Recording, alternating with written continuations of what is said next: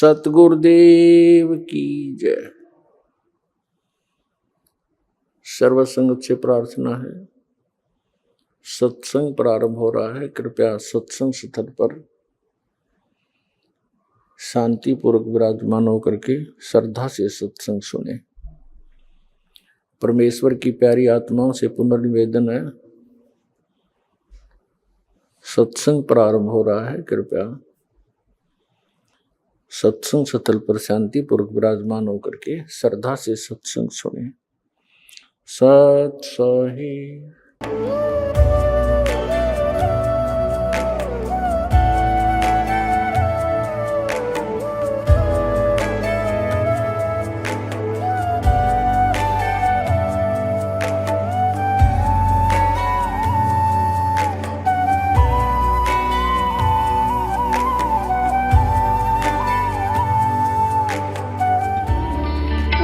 परमात्मा को पाने तथा उसका वास्तविक लाभ प्राप्त करने के लिए पवित्र बाइबल में प्रमाण है कि प्रभु ने मनुष्य को अपना ही स्वरूप बनाया। 6 दिन में सृष्टि रचकर 7वें दिन विश्राम किया। कुरान शरीफ में प्रमाण है कि हजरत मोहम्मद को खुदा स्वयं कह रहे हैं कि मैंने तुम्हें उस परमात्मा की महिमा बताने के लिए भेजा है। वो परमात्मा कबीर है जिसने 6 दिन में सृष्टि रची तथा 7वें दिन तख्त पर जा विराजा। उसकी खबर किसी बाखबर से पूछकर तो देखो। कृपया अवश्य सुनिए जगत गुरु तत्वदर्शी संत रामपाल जी महाराज के अमृत वचन। नमस्कार दोस्तों, यूं तो दुनिया नाना प्रकार के व्यक्तियों से भरी हुई है। कुछ ऐसे महापुरुष होते हैं जो मिसाल बन जाते हैं और कुछ ऐसे होते हैं जो काफिर कहे जाते हैं। आज हम एक ऐसे ही शब्द का विश्लेषण करेंगे जिसका इतिहास विभिन्न धर्मों के साथ गहराई से जुड़ा हुआ है। ये शब्द है काफिर। काफिर शब्द के विभिन्न अर्थ सुनने और पढ़ने को मिलते हैं, लेकिन इसका वास्तविक और सही अर्थ क्या है, यह जानना मुश्किल है। तो अब प्रश्न उठता है कि विभिन्न धार्मिक और सामाजिक दृष्टिकोणों से इसे कैसे परिभाषित किया जा सकता है। क्या यह शब्द केवल धार्मिक पहचान तक सीमित है या इसका कोई और अर्थ भी है? तो आइए अब हम काफिर शब्द की उत्पत्ति, इसके विभिन्न संदर्भों में उपयोग और इसकी ऐतिहासिक पृष्ठभूमि पर गहन चर्चा करेंगे। साथ ही यह समझने का प्रयास करेंगे कि यह शब्द किसके लिए उपयोग किया जाना चाहिए। इसके लिए हमें विभिन्न धर्मों में इसके विविध उपयोग को समझना आवश्यक है। तो आइए पहले जानते हैं कि विभिन्न धर्मों में काफिर शब्द के संदर्भ में क्या अवधारणाएं प्रचलित हैं।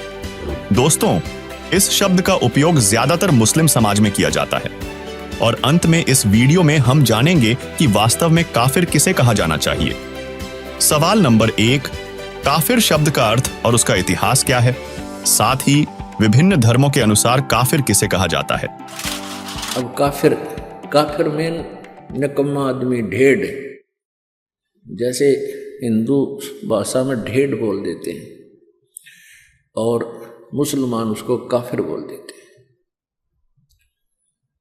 तो ढेड़ का अर्थ की कोई जाति विशेष नहीं होती है। जो गंदे काम करे वो ढेड़, चाहे किसी जाति का हो। डाके मारे, बहु बेटियां बूंदी तक के, चोरी करे, शराब पीवे, मांस खावे हैं और बकवाद करे, चुगली निंदा करता फिरे, वो किसी भी जाति का वो ढेड़ है। उसी को मुसलमान काफिर बोलते हैं। तो मुसलमान तो हिंदुओं को काफिर बताते। वो किस लिए काफिर बताते हैं कि ये एक परमात्मा को छोड़ के अन्य देवताओं की पूजा करते हैं, इसलिए ये काफिर हैं। और हिंदू मुसलमानों को क्यों हे समझते थे कि ये मांस खाते हैं। इनका आंट नहीं, गाय मिल जाओ, बकरा, बोक, चाहे ऊंट, ये मांस खाते हैं। इसलिए एक दूसरे को, ये मुसलमान हिंदुओं को काफिर कहते थे और हिंदू मुसलमानों को ढेड़ कहते थे। परमात्मा बताते हैं कि भाई मैं बताता हूं काफिर कौन है, ढेड़ किसे कहते हैं। कबीर परमात्मा बताया करते थे कि मैं बताता हूं काफिर किसे कहते हैं। काफिर बोध सुनो रे भाई, दोहू दीन बिच राम खुदाई। काफिर जो माता दे गाली, वे काफिर जो खेलें साड़ी। कहते हैं हम बताते हैं काफिर किसे कहते हैं, तुम तो एक दूसरे को वैसे ही जो है ना व्यंग कसते हो। काफिर ये लोग होते हैं। वो काफिर जो माता दे गाली, वे काफिर जो खेले साड़ी। काफिर दान यज्ञ नहीं करही, काफिर साधु संत से अड़ही। काफिर तीर्थ व्रत उठावे, सत्यवादी जन नाम लोलावे। काफिर पिता वचन उल्टा ही, इतने काफिर दो जग जाही। वह काफिर जो बड़बड़ बोले हैं, काफिर कहो घाट जो तोले। वह काफिर जो रण हत्या रखें, वह काफिर परदारा ताकें। काफिर सवाल सुखन को मोड़े, काफिर प्रीत नीच से जोड़े। काफिर काफिर छाड़े हूँ, सतवादी से नेह। गरीबदास जुग जुग पड़े, इस काफिर के मुखे। वह काफिर जो कन्या मारे, वह काफिर जो बनखंड जारे। वह काफिर जो नार हिताही, वह काफिर जो तोड़े बाही। वह काफिर जो अंतर काती, वह काफिर जो देवल जाती। वह काफिर जो डाक बजावे, वह काफिर जो शीस हलावे। वह काफिर जो करे कंदूरी, वह काफिर जिन नहीं सबूरी। वे काफिर जो बकरी खाही, वह काफिर जो नहीं साधु जमाही। वह काफिर जो मांस मसाली, वह काफिर जो मारे आली। वह काफिर जो खेती चोरम, वह काफिर जो मारे मोरम। वह काफिर अनभावत खाई, काफिर गण का सो गलबाही। काफिर अर्ध अभ्यम से संगा, काफिर सोजो फिरे बिनंगा। काफिर सोजो मही तनावे, जाका दूध रुधिर घर ल्यावे।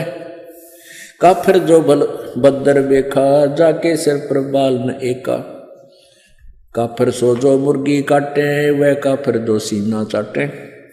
काफिर गुदा है ते सलाई, काफिर हुक्का पीवे अन्यायी। काफिर भांग बसोड़ी बरही, काफिर हुक्के कूसर करही। काफिर गट में धूमा देही, काफिर नास नाक में लेही। काफिर कथ सुपारी चूना, पान लपेटे मुख में थुन्या। काफिर मालन कुंडर पावे, बिन ही कीने भाजी खावे। काफिर सो जो अम्ब चचोरम, मजलिस बैठे मुख निपोरम। काफिर सो जो कानी देही, काफिर जो कन्या धन लेही। काफिर सो साड़ी से शाखा, काफिर वचन पलटे माँ का।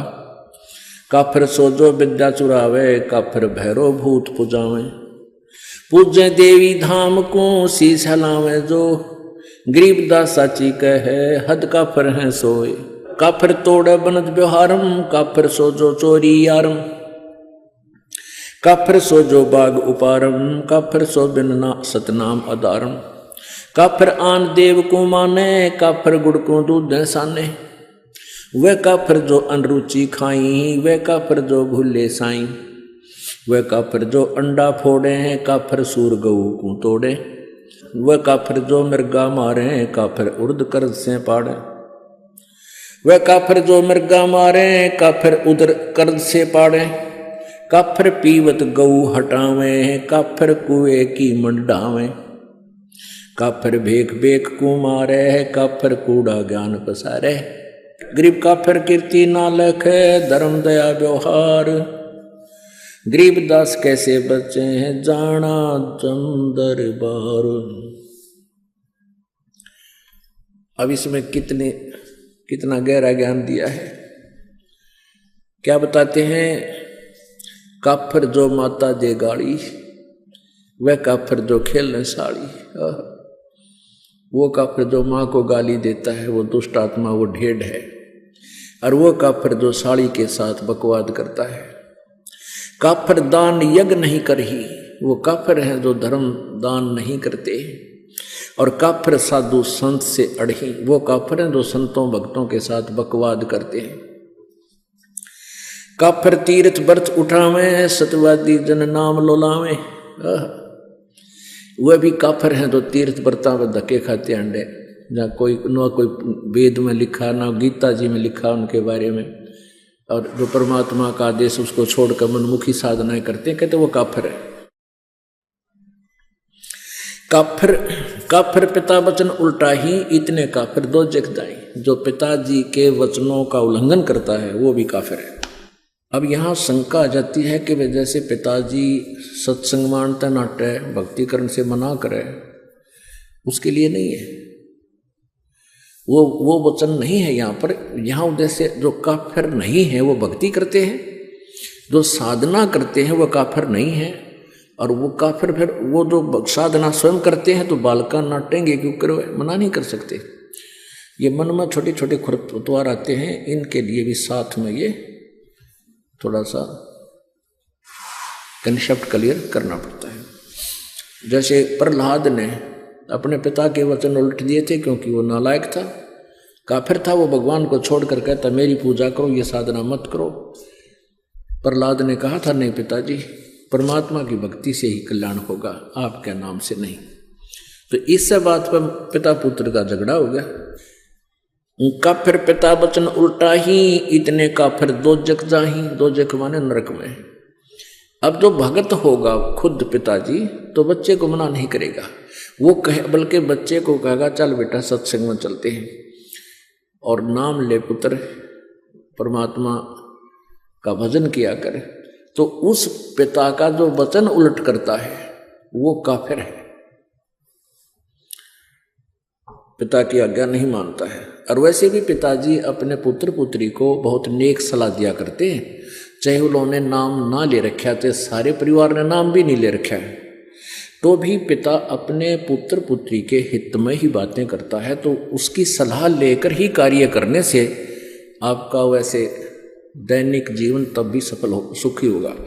और जिन्होंने भक्ति कर ले रखी है, साधना करते हैं, वो माता पिता अपने बच्चों को सत्संग में ही लाने की चेष्टा करते हैं। और जिनको नाम भी ले रखा है, जिनको इतना विज्ञान नहीं, भाई बलका नान जो मैं चला जाऊं, तो वो भी भक्ति के निकट नहीं है, बेशक नाम ले रखे। क्योंकि जब हम रोटी छक्का खा रहे हैं और अपने बच्चों को भूखा रखे तो हम किसे भगत किसे इंसान है। तो हम हर तरह से हर पहलू से सोचना पड़ेगा, बच्चे पहले खावें हम बाद में खावें। एक नियम हो सा अपना, बच्चों को पहले खिलाओ, ले बेटा खाओ छको, और फिर बाद में माता पिता खाते हैं। ऐसे ही भक्ति मार्ग है, बच्चों को आगे रखे पाछे नहीं। तो इस जीवन का है क्या, कितना ही कुछ कर ले, चाहे राष्ट्रपति बन ले, कल न मृत्यु हो जाए, फिर भक्ति ना बनी तो वहीं 84 लाख योनियों में चक्कर काटते फिरेंगे। तो इस प्रकार हमने इन बातों को याद रखना है। वे काफिर जो बड़बड़ बोले, काफिर कहो घाट जो तोले। ये हमारे ढेड़ कहते हैं ज्ञान तो है नहीं, कोई बात को शुरुआत हो गया, कोई जकर चला जब बहुत घने बोलना, डटे नहीं डटे, पता नहीं क्यों बकवाद करें। और काफिर कहो घाट जो तोले, जो सौदा करते समय कम तोलता है वो ढेड़ आदमी है, वो काफिर है। वह काफिर ऋण हत्या रखें, वह काफिर परदारा ताके। वो काफिर जो ऋण हत्या रखें, यानी जैसे आपने किसी का उधार ले लिया और वापस ना दिया, वो भी काफिर है। और वो काफिर जो परदारा ताके, जो दूसरे की पत्नी के अंदर बुरी नीयत रखते हैं, वो भी काफिर है। काफिर सवाल सुखन को मोड़े, काफिर प्रीत नीच से जोड़े। वो भी काफिर जो किसी ढेड़ जब बात करे उसे ढेड़ आदमी, ढेड़ भी ये काफिर बता रहे हैं, कोई जाति विशेष नहीं है। तो वो भी काफिर है जो भक्त अपने संत भक्तों को छोड़कर किसी निकम्मे आदमी को चोरी ठग जुआरी बकवाद करनिया तो मेल करे, तो वो भी काफिर है। अब क्या कहते हैं, काफिर काफिर छाड़े हूं सतवादी से ने। परमात्मा की महिमा बता रहे हैं गरीबदास जी कि काफिरों से मेरा कोई लिंक नहीं रहेगा, केवल जो सच्चे भक्त हैं उनसे ही मेरा प्रेम है। और कहते हैं गरीबदास जुग जुग पड़े, काफिर के मुखे, क्या करूं तेरे मुंह में राख, मुख खे माने उसकी बिरान माटी होगी, युगन युगन। वह काफिर जो कन्या मारे, वह काफिर जो बन खट जा रहे। हाय हाय। कहते वो नीच आत्मा, वो काफिर, वो ढेड है जो बेटी मार देते हैं। जैसे पीछे सी बेगन हो गया था शुरू, गर्भ में मारनी शुरू कर दी थी बेटियों को। और पहले हम भी देखा करते थे जिसका 2-3 लड़की हो जाती थी, जो निकम्मे टाइप के इंसान थे, वो उन बच्चों की कदर नहीं करते थे। हमने खुद देखा है उन बेटियों की। तो ये हमारी नालायकी, नीचता है वह। और फिर जो कन्या को मार देते हैं गर्भ में, जिसको अबॉर्शन नाम दे रखा था, अल्ट्रासाउंड में देखा लड़की है, मरवा दो। कहते हैं ये काफिर है। परमात्मा ने सबका निमित्त बनाकर भेज रखा है, ये सत्कर मान लेना। हमारी आंखों देखी बात है, जिनका 8-8 कन्या थी और 1 पुत्र था, वो भी सुखी, यूं कि सारे बच्चों का ब्याह ढंग से हुआ और खूब सुथरा गुजारा हुआ। परमात्मा ने सबका निमित्त लिख कर भेज रखा है। ये हम लोगों को देखते, क्योंकि हमने अपने पैर पर आपको आड़ा मार रखा है। ब्याह के अंदर इतनी कुबद शुरू कर दी हमने, ना जाने कितना लोग दिखावा करना शुरू कर दिया, और वो फिर अपने जी का झाड़ बन गया। फिर बेटी दुश्मन होगी। बेटी इसी अच्छी आत्मा होती है। लड़का लड़की रोटी खा रहे हो छोटे छोटे, और पिताजी या माँ किसी बेटे ने काम कह दिया, जाओ फलाना काम ला उठा के करिए। बेटी रोटी छोड़ कर उठ कर चली जाती है, अपने काम माँ की आज्ञा पालन कर लेती है, और बेटा ने कहा क्यों, या चली जाएगी क्यों। मतलब ऐसा अंतर है। और फिर भी बेटे अच्छे लग गए हमने। नहीं, बेटे और बेटी में अंतर ही नहीं होना चाहिए। ये हमारी नालायकी थी, अनजानपना था। वह काफिर जो कन्या मारे, वह काफिर जो बन खट जा रहे। कहते जो बन में आग लगा देना, जाने कितने जीव जंतु मर जाए। कहते निकम्मे आदमी हुआ करे। वह काफिर जो नार हिताई, वह काफिर जो तोड़े बाही। वो निकम्मी, वो काफिर, वो ढेड हैं जो स्त्री को मार देते हैं। ये दास इन झूठे केसों में जब जेल में था, वहाँ एक दूसरे वहीं पर बंद था, एक और कैदी। उससे पूछा रहा भाई तू कैसे फंसा। ने बोला मेरी पत्नी मोटे दिमाग का था, मेरी पत्नी उल्टी चाला करती, मान्या ना करती, मन लठ मार दिया मर गई। मैं बस अरे तुम्हारा रोटी सारी उम्र जेल में, निकम्मी आत्मा। तो इस तरह बिना दिमाग के जो ना कार्य करते, ये ढेड़ होते। वह काफिर जो नार हिताई, नारी को मारे, वह काफिर जो तोड़े बाही। सवाल नंबर 2, जिनके मन में दोष होता है और जो मंदिर में जाते हैं, उन्हें सूक्ष्म वेद में काफिर क्यों कहा गया है? वह काफिर जो अंतर काती, वह काफिर जो देवल जाती। वह काफिर जो जिसके अंतर में, जैसे आप सत्संग में आते हो या वैसे भी व्यवहार में, कहते अंदर में जो दोष रखकर कार्य करते हैं वह काफिर होते हैं। आप सत्कर मान लेना। आप किसी से व्यवहार करते हो, अपनी सच्ची आत्मा से करो। सामने वाला आपके साथ ब्लैकमेल नहीं कर पाओगा। ये सत्कर मानना है। हमारे अंदर कुछ थोड़ी बहुत कमी आ गई, दूसरी बात है। जैसा भी आपके भावना होगी, दूसरे में तुरंत आओगी। एक समय एक राजा जा रहा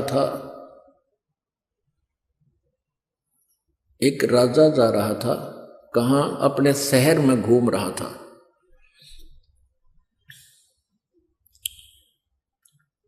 तो फिर वो वापस आ गया घूम फिर के, अपने मंत्री से कहने लगा कि ऐसे ऐसे एक लकड़ मर्चेंट है, उस व्यक्ति को जब मैं देखता हूं मेरे मन में ऐसा आता जैसे इसको मैं सूली तोड़वा दूं, फांसी तोड़ दूं, चढ़ा दूं। भी पता नहीं के कारण है, वो कोई दोष भी नहीं उस बेचारे का, वो निर्दोष आदमी दिखा है। लेकिन जब मैं उसके वहां से गुजरता हूं, मुझे ऐसा आता है मन में जैसे इसको फांसी की सजा दे दूं, इसको जान से मरवा दूं। एक मंत्री समझदार था और उसने एक संत से सलाह ली कि राजा न्यू कह है कि एक व्यक्ति है लकड़ मर्चेंट, उसको देखता हूँ लकड़ी बेचने को, तो मेरे मन में ऐसे दोष आता है। तो वो राजा वो मंत्री को उसने बताया, उस संत भक्त ने, कहने लगे वो जो लकड़ मर्चेंट है उसके मन में दोष है। वो क्या सोचता है कि यू राजा मर गया और इसके ऊपर कहते हैं लकड़, इसके चंदन की लकड़ी से जलाया जाता है तो तेरा टोटा बाज गया, तेरी लकड़ी चंदन की बहुत बिकेंगी, क्यों सारे सेठ ले जाएंगे लोग वो नंबर बनाने के लिए, और तेरी तू धनमाल हो जा तेरे पास। तो वो मंत्री और साथ में वो संत भक्त वो गए उस लकड़ मर्चेंट के पास। उस लकड़ मर्चेंट से कहा वे साची बता दिए ना, तेरी सात आड़ न हो रही है। अक्की बात अकराजा ने कहा है कि मैं इमराई साजी गए न छोड़ी फांसी चढ़ा दूं। भाई तेरे मन में के दोष है राजा के बारे में, सच्ची बताना। उन्हें सच्ची बता दी। बोला सच्ची बताओगा तेरा पीछा छूटेगा आज, नहीं तो बात बिगड़ ली है। तो सच्ची बता दी। मैंने सोचू हूँ यू राजा मर गया और मेरी चंदन की लकड़ी घनी बिकेगी। ने बोला ने कमेत्री साथ बोल दे रही है। उस दिन के बाद वो कत्ती उसके मन में न्यू आ गया कि भगवान राजा जुग जुग जीवे, ईसा राजा के कदे कदे मिला है। तो इस तरह की भावना बदल दी। फिर राजा से कहा कि जी आज जाओ आप उधर। तो राजा फिर गया अपने समय पर। तो वापस आया, कहा जी क्या रहा कि आज मेरे मन में कति नहीं गलता है। अन्य सोचो ये तो बहुत अच्छा आदमी है, बहुत अच्छा नागरिक है, मेरे मन में ऐसा है। तो यहाँ वही बात है, कहते हैं वो काफिर जो अंतर काती वह काफिर जो देवल जाती।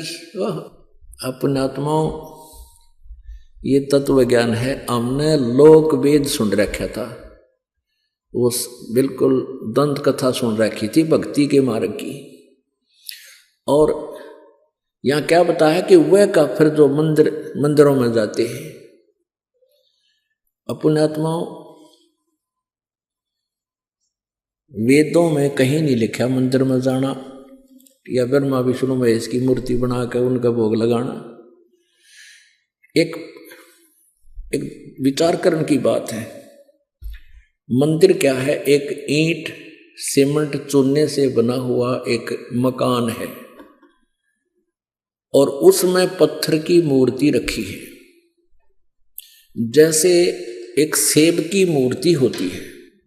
अब सेब की या आम की जो मूर्ति चाहे पत्थर की हो या किसी प्लास्टिक की बनी हो या वैसे चित्र बना रखा हो,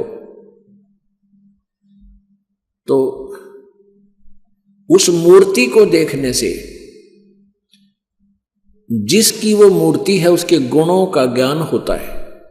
मूर्ति बुरी नहीं। अब जैसे हम आम की मूर्ति देखते हैं, चित्र देखते हैं, तो आम के गुणों का ज्ञान होता है। उसको प्राप्त करने की चाह बढ़ती है, उसको खाने को जी करता है, दिल करता है। तो लेकिन उस चित्र से काम नहीं चलेगा। जिसका वो चित्र है वो प्राप्त हो, उससे हमारा कल्याण होगा, उससे पेट भरेगा, वो टेस्ट आएगा। ऐसे जिस भगवान की मूर्ति आपने मंदिर में स्थापित कर रखी है, उस मंदिर की मूर्ति के ऊपर आरती करते हैं या उसके मूर्ति का भोग लगाते हैं, कोई लाभ नहीं होगा। क्योंकि उस मूर्ति बुरी नहीं। जिसकी मूर्ति है उसको प्राप्त करना है, उस मूर्ति को नहीं। मूर्ति तो हमारे पास है, जब उसका कल्याण होना होता तो वो पहले कर देती। जिसकी वो मूर्ति है, जिस भगवान की, उसको प्राप्त कीजिए, फिर वो लाभ देगा। वह काफिर जो अंदर काती वह काफिर जो देवल, देवल माने मंदिर जाती, देवालय, देवल मीन देवालय यानी मंदिर में।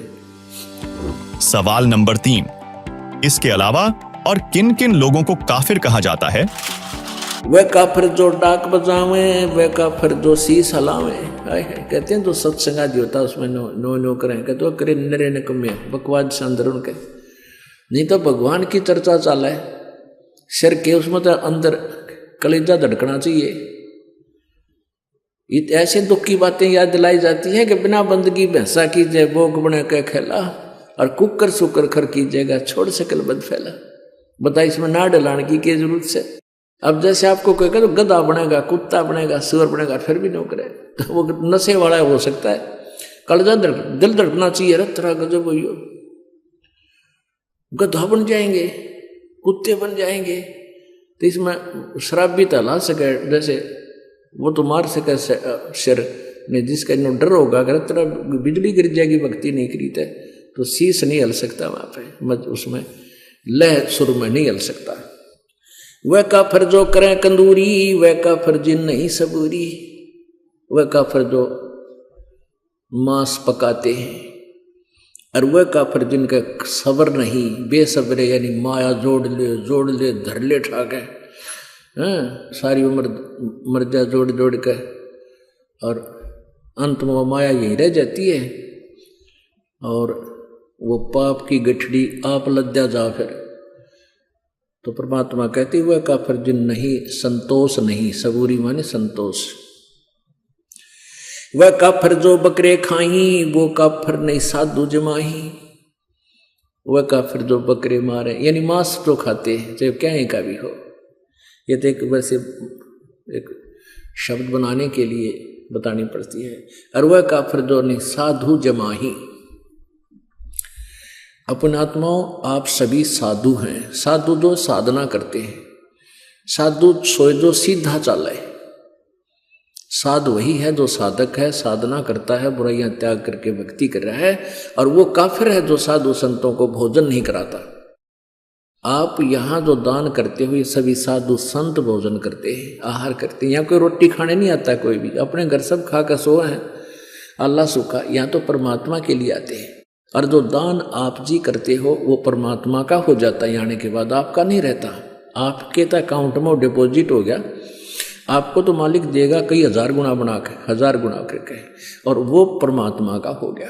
फिर उसमें इससे फिर ये संत भक्त इन सभी की आहार कराया जाता है। वह काफिर जो बकरे खाई, वह काफिर नहीं साध जमाही, वह काफिर जो मांस मसाली, वह काफिर जो मारे हाड़ी। वो नीच आत्मा, वो ढेड हैं जो हाड़ी को मारते हैं, हाली हल जोतता है जो। वह काफिर जो खेती चोरम, वह काफिर जो मारे मोरम। ओह, वह काफिर जो खेती चुरावे। अपने आत्मा एक बीमारी है इस जीव के, सबके नहीं होती है, जो अज्ञानी अनाड़ी होते हैं।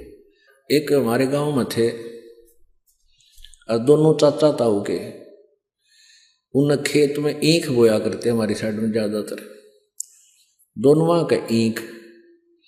और वो जावा खेत में, वो तो चाचाड़े मत पाड़े बीच मत गंडा जाके, और अपने में बैठ के चूस के उड़द डाला उसके जो छिलके, और दूसरा जावा वो उनके बीच मत पाड़ के अपने बैठ के चूसावे।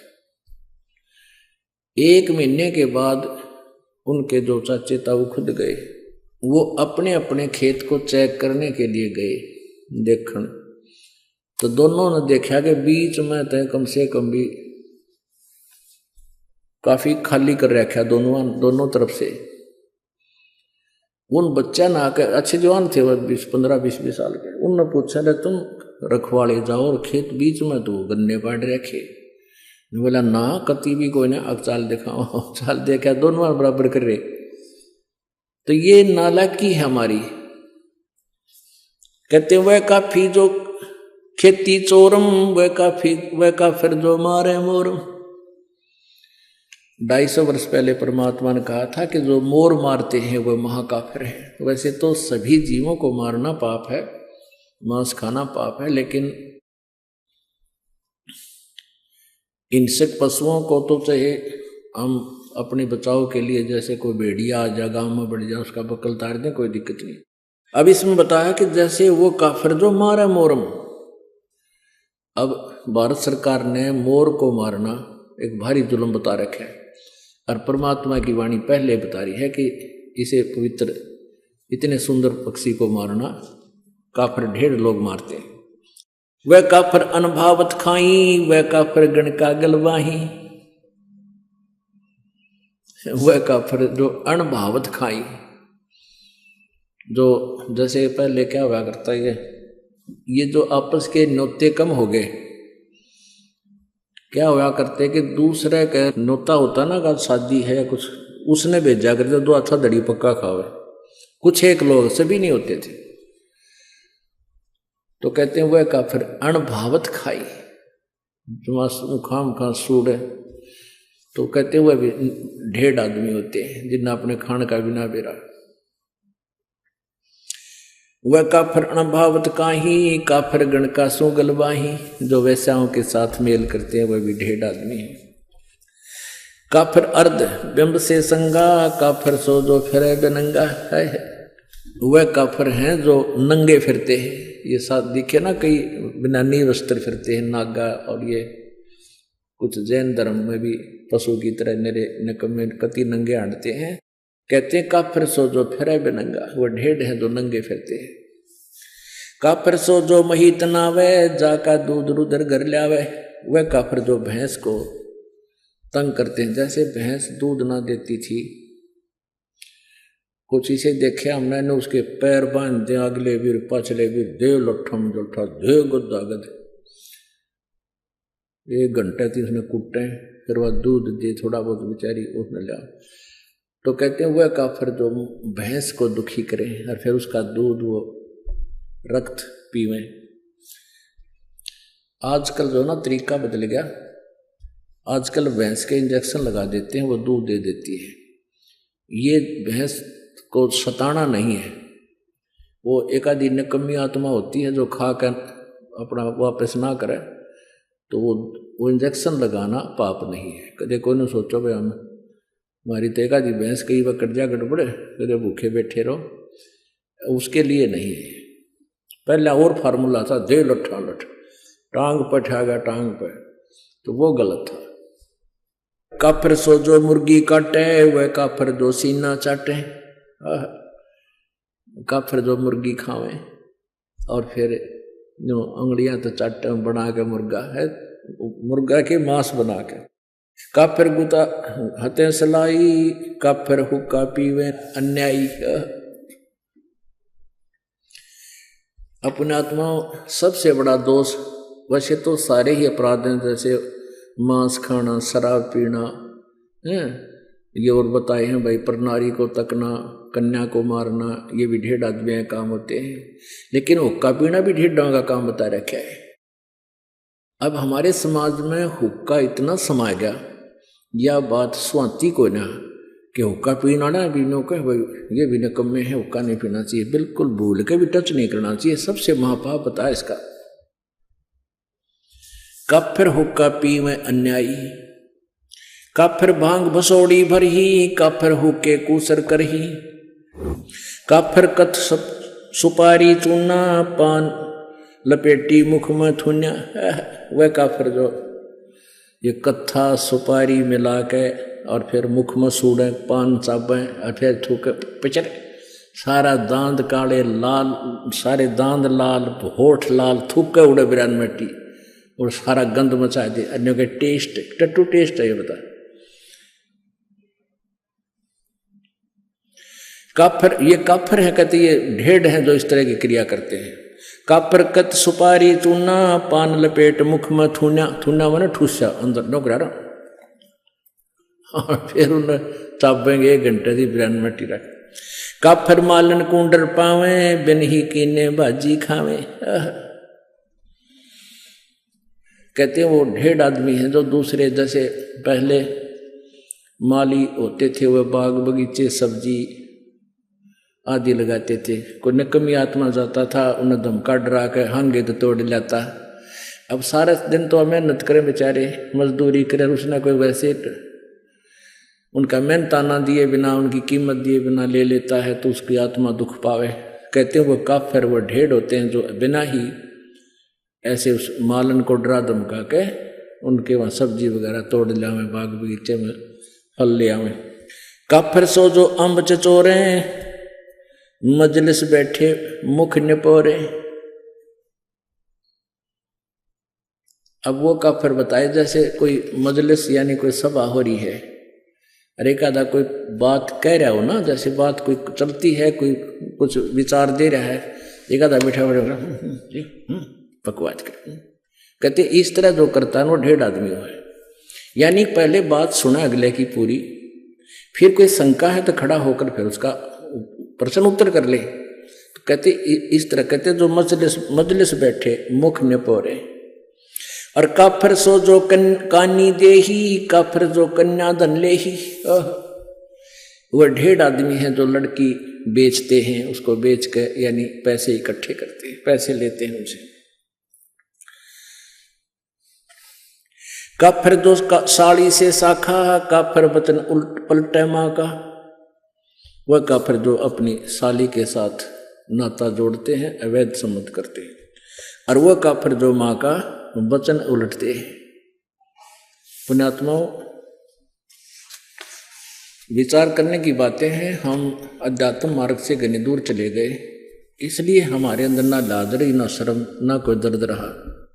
एक जैसे उदाहरण होते हैं, ये हमने भगत हो, भगता ने हृदय में जमाने चाहिए।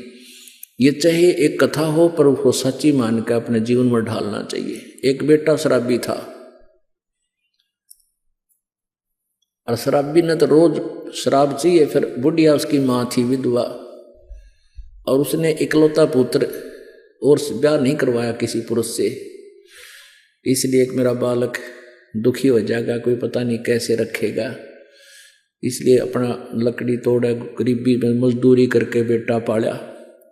अब जब तक बुढ़िया की हाथ 5 साल थी तब तक कमा के लाएंगी, वो शराब पीवे, समझाओ मानना नहीं, पर माँ की ममता न्यारी हो से कदे तो संभल जाएगा। कहते हैं ये कहावत होती है, ये बिल्कुल सच्ची समझ लेना। ऐसे ही किसी से उसके अवैध संबंध हो गए, उसने कमी ने कह दिया कि तो अपनी माँ का जो है दिल निकाल के ला, और शराब भी पी गए घुटी, माँ ने शराब दी, वो ठोकर, और कहते माँ को मार कर उसका दिल निकाल कर चल पड़ा, और आगे ठोकर लागी। शराबी था, शराब पी रखी थी, नशे में जुल्म कर दिया। तो कहते हैं गिर गया वो, और माँ के दिल से आवाज आई कि बेटा तेरे चोट तो नहीं लागी। तो यहाँ बताते हैं कि माँ की ममता जो बालक में होती है, बेटा या बेटी में, और फिर हम उसके साथ फिर बद व्यवहार करें, उसकी बात ना मानने, उसकी कितनी आत्मा दुख पावे है।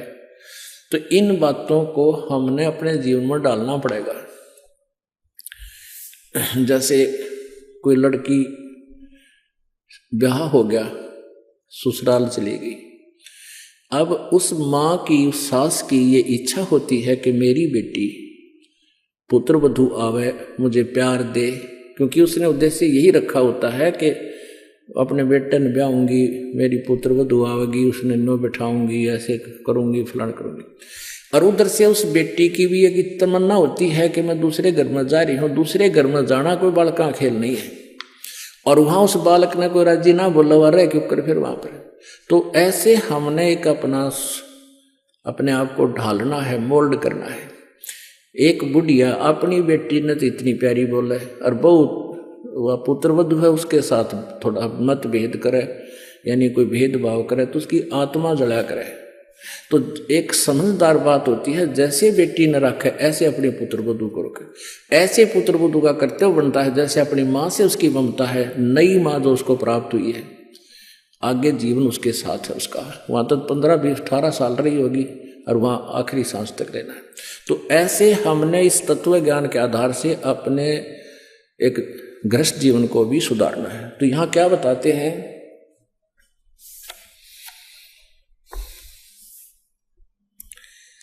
काफिर जो साली से शाखा, यानी साली के साथ अवैध संबंध करता, वो 1.5 आदमी होता है। काफिर वचन पलटे माँ का, वो काफिर जो माँ के वचन का उल्लंघन करता है। लेकिन यहाँ भक्ति मार्ग में नहीं चलेगा। ये जो भक्ति मार्ग में माँ हो चाहे पिताजी, अगर न्यू का भक्ति में नहीं जाना, सत्संग नहीं करना, वो बात वो नहीं माननी हमने। क्योंकि ये भक्तों के लिए होते हैं, जो भक्त आत्मा है। और वो माता पिता कभी अपने बालका ने भक्ति के बारे में नहीं नाटेगी। हाँ, और कोई गलती करता होगा तो उसको मना करेंगे और वो मान लेनी चाहिए, चाहे नुकसान होता दिखे, फिर देखो विचार। तो ऐसे भगवान का आदेश है ये।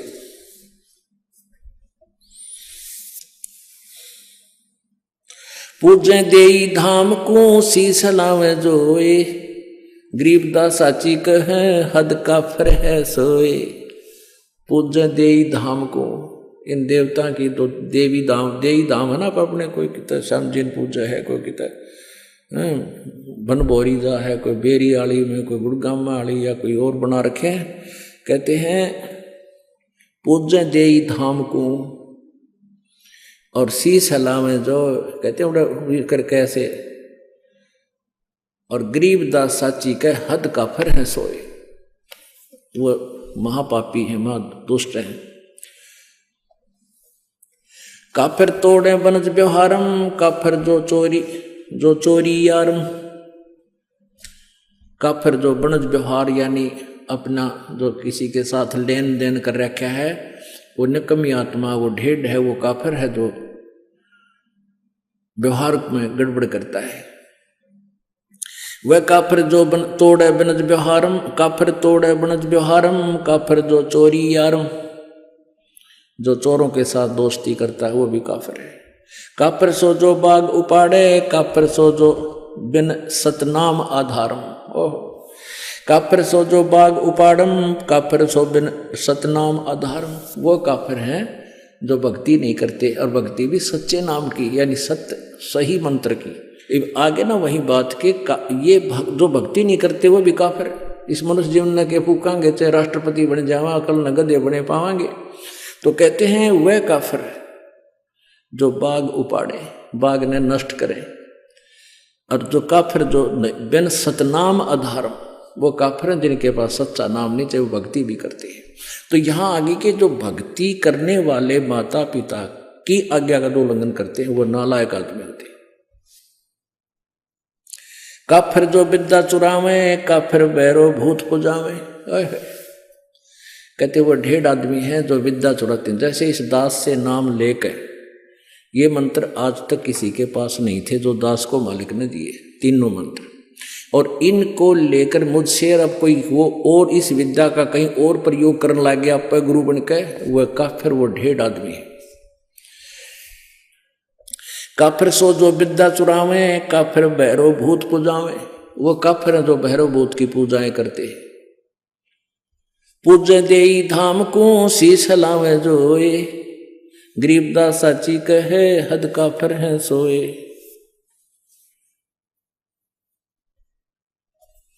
काफिर आन देव को माने, काफिर गुड़ को दूध है साने।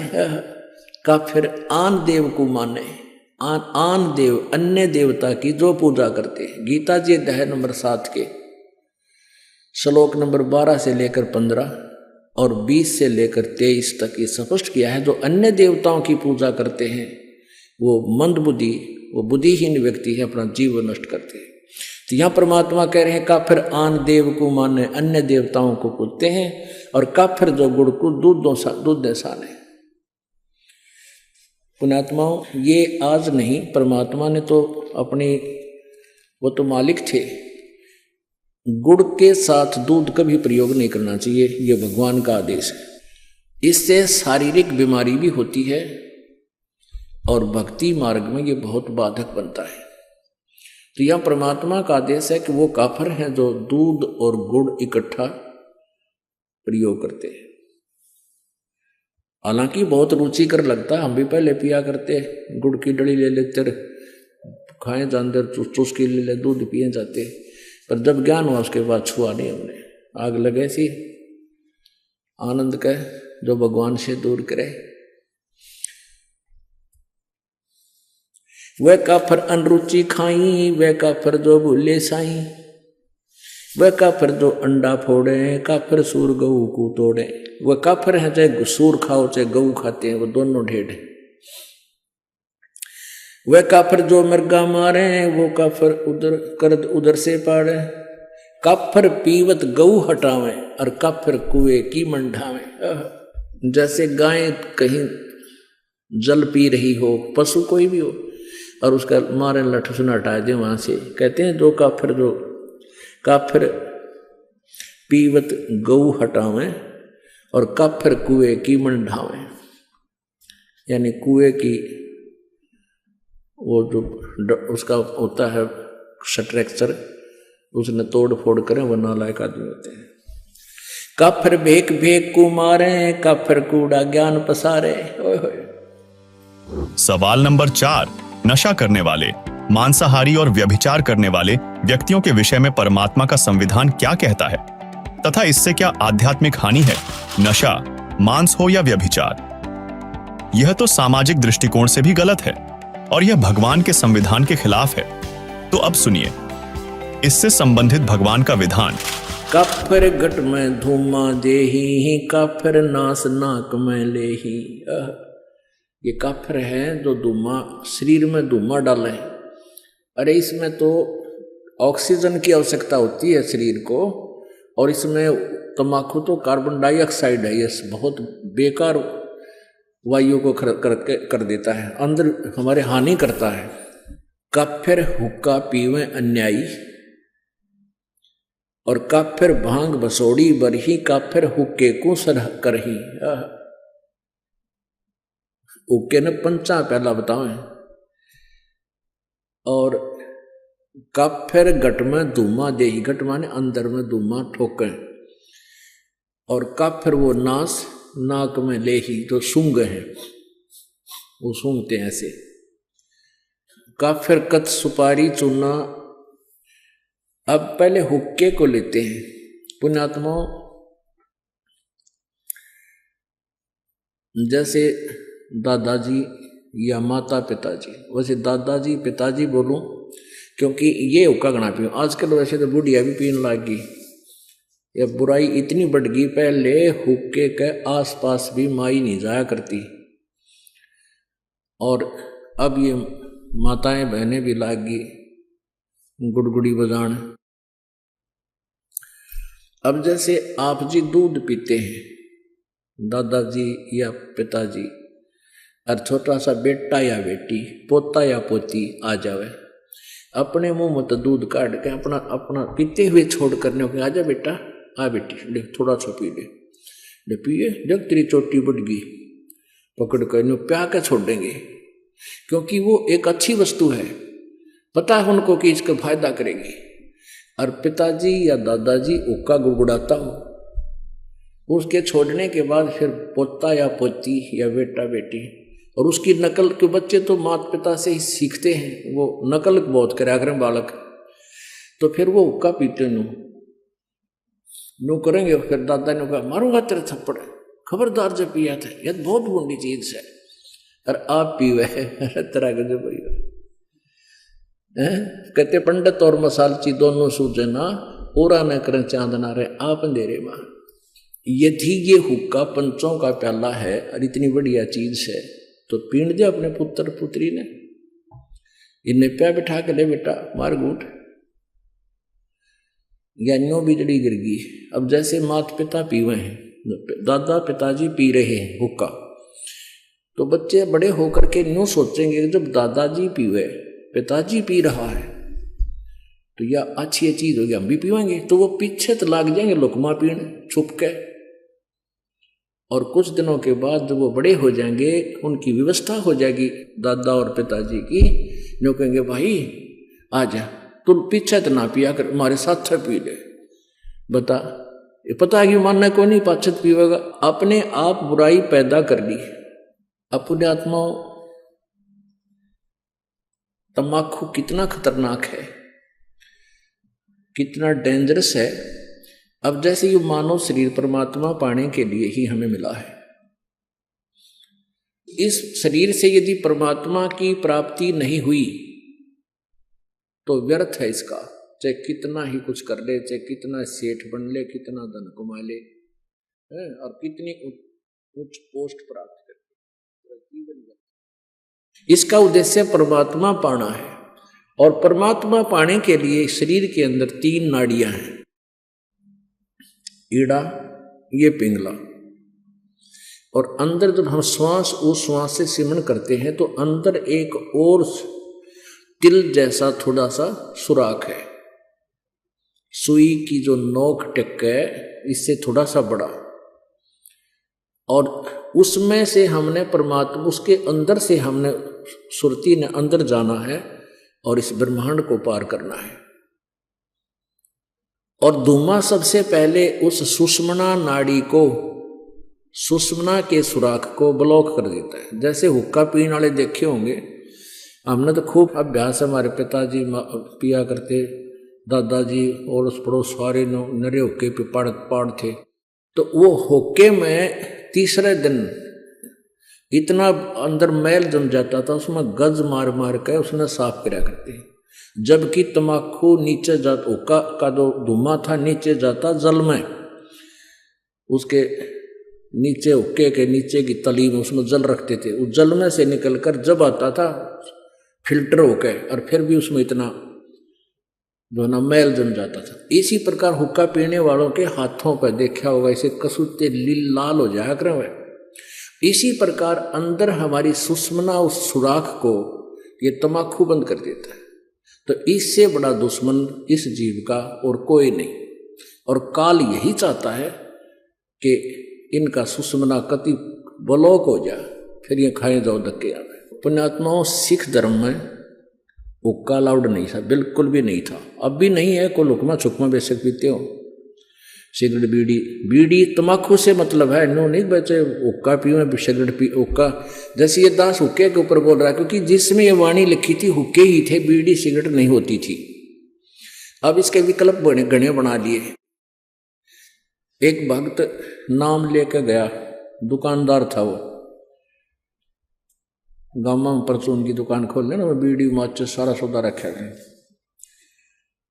और एक भक्त का ने पहले परिवार ने पहले नाम दे रखा था, तो उनका छोटा सा लड़का 10-12 साल का, वो कोई सामान लेने के लिए गया उस दुकानदार के पास जिसने नाम ले लिया था इस दास से। वो सिगरेट पीता पाया, वो बोला, ताऊ अंकल तो सिगरेट पीवे, तेरा तो नाम टूट गया, गुरुजी ने मना कर रखा हुक्का पीना, तम्बाकू में तो बहुत ज्यादा पाप है। वो क्या बोला, कहने लगा, बेटा गुरुजी तो हुक्का तो नाटे थे, सिगरेट तो मना ना करते, क्यों न उसने पीना, उस पर छूटती कौन बुराई नालायक पे। जो कह गुरुजी ने हुक्का मना कर रखा, सिगरेट को ना मना कर रखी, फिर शुरू कर दी है तरह के जब। तो जिसने बकवाद करनी है उसने कोई तरीका ढूंढ ही लेना है। तो यहाँ तमाकू प्रयोग जिसमें होता है, चाहे सूंघना भी नहीं है। तो यहां बताते हैं, अब क्या बताते हैं,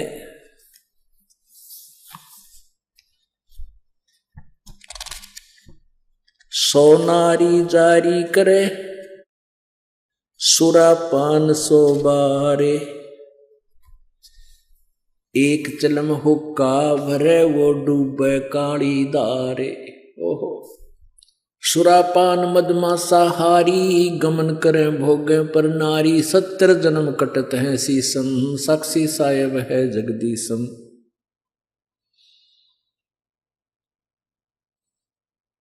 पर द्वारा स्त्री का खोले, 70 जन्म अंध हो डोले, मदरा पीवे कड़ुआ पानी, 70 जन्म सवान के जानी। जोटे बकरे मुर्गे ताही, लेखा सभी लेत गुसाई, मर्ग मोर मारे में मनता, अचराचर है जीव अनंता। जीवा स्वाद हिते हैं जो प्राणा, दीमा नास गया हम जाना। तितर लवा बुटेरी चिड़िया, खुन्नी मारे बड़े अंगड़िया, अदले बदले लेखे लेखा, समझ देख सुन ज्ञान विवेका। जो मुँह मन सिर बिस्मिल्लाही, जीव्या स्वाद हितें कसाई। ऐसे पंडित जीव हिताना, राजा के सिर दरा बयाना। शब्द हमारा मानियो और जो सुनते हो नर नार, जीव दया बने कुफर है, चले जमाना हार। क्या बताते हैं, सोनारी जारी करे सुरापान 100 बार, एक चिलम हुक्का भरे वो डूबे काली धारे। ओए होए, अपने आत्माओं कितना गहरा कंपैरिजन किया है परमात्मा ने, गरीबदास साहिब जी ने परमात्मा के ज्ञान का। कहते सुरापान मदमासा हारी गमन करे भोग पर नारी। 70 जन्म कटत है शीसम साक्षी साहेब है जगदीशम। सुरापान, सुरापान माने जो शराब पीते हैं, और मांस आहारी जो मांस खाते हैं, और जो दूसरे की पत्नी को तकते हैं, पर स्त्री गमन करते हैं। कहते हैं उनके 70 जन्म कटेंगे शीसम साक्षी साहेब है जगदीशम। उनके 70 जन्म शर कटेंगे, कि तो बकरा बनेगा, कि तो और किसी कारण से, कि तो वैसे कोई शत्रु मार देगा। यानी इस प्रकार उनको 70 जन्म उनके शीश कटेंगे, ऐसी दुर्गति से मौत होएगी। अपने आत्माओं कितना गहरा कंपैरिजन किया है परमात्मा ने, गरीबदास साहिब जी ने परमात्मा के ज्ञान का। कहते सुरापान मदमासा हारी गमन करे भोग पर नारी। 70 जन्म कटत है शीसम साक्षी साहेब है जगदीशम। सुरापान, सुरापान माने जो शराब पीते हैं, और मांस आहारी जो मांस खाते हैं, और जो दूसरे की पत्नी को तकते हैं, पर स्त्री गमन करते हैं। कहते हैं उनके 70 जन्म कटेंगे शीसम साक्षी साहेब है जगदीशम। उनके 70 जन्म शर कटेंगे, कि तो बकरा बनेगा, कि तो और किसी कारण से, कि तो वैसे कोई शत्रु मार देगा। यानी इस प्रकार उनको 70 जन्म उनके शीश कटेंगे, ऐसी दुर्गति से मौत होएगी। और फिर क्या बताते हैं, पर द्वारा स्त्री का खोले 70 जन्म अंधा हो डोले। पर स्त्री गमन करने से यानी किसी, तो उसको कहते हैं 70 जन्म अंधे का पाओगा। मनुष्य बनकर या गधा बनकर या कुत्ता बनकर, बैल भैंस गाय बनकर अंधा होगा। कहते हैं पर द्वारा स्त्री का खोले 70 जन्म अंधा हो डोले। और मदरा पीवे कड़वा पानी 70 जन्म कुत्ते के जानी। ओए होए होए, एक बार एक प्याला पीणते शराब का 70 जन्म कुत्ता। ओए होए, ये तो लागे घूटी टीटी पाके फिर बेरा पटेगा, कि तो गंदे नाले में पानी पीवेगा, जो ठीक किसी ने उल्टी कर रखी हुई उन्हें खाओगा, और कि तो टांग टूट जा, खाज लाग जा, वो दुर्गति न्यारी होगी। कहते मदरा पीवे कड़वा पानी 70 जन्म सवान किए जानी। अपने आत्माओं एक बार शराब पीने से 70 जन्म कुत्ते के, और एक पर स्त्री गमन करने से 70 जन्म अंधा हुआ है। ओहो, कहते सुराप 100 नारी जारी करे, और सुरापान 100 बारे। एक चिलम हुक्का भरे वो डूबे काली धारे। ओहो, अब हुक्के के पीण का तो कितना पाप होगा, भर के किसी को देने का भी इतना दोष बताया है।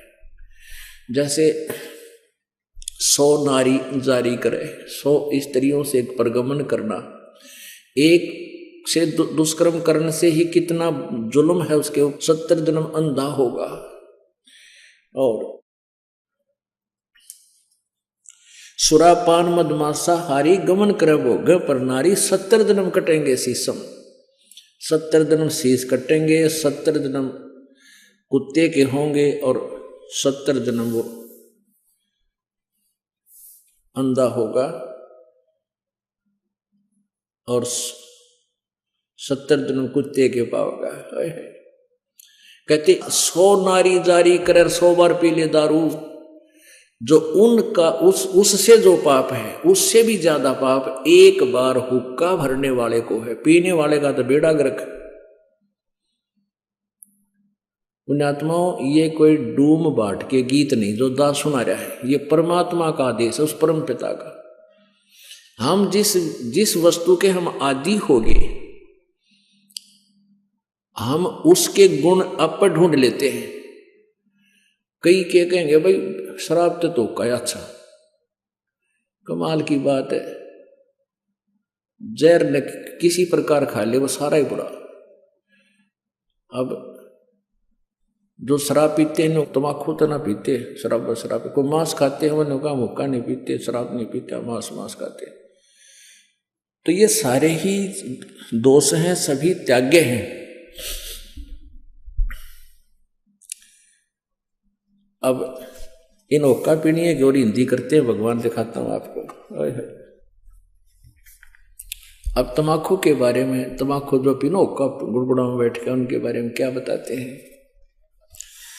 तम्बाकू कसीदम तमाम मस्त हैफ लुजित नसीरी कुवैती न कैफ, हरदम मकरूद पीवें शराब, होगा सरे बीच खाना खराब। कुटन कलाहीन जुग जुग कलेश, सुखन मान मेरा मैं कहता हमेश। अब कहते हैं कि जो शराब पीते हैं उनकी दबरानमाटी होएगी। फिर बताते हैं तलक सा तमाकू और सिला घोट पीस, और देई नास नाक और कमल में कसीस। हमारे जो शरीर बना हुआ है अंदर, इस शरीर के बैकबोन है, बैकबोन जिसको रीढ़ की हड्डी कहते हैं, इसके अंदर की साइड में कमल बने हुए हैं।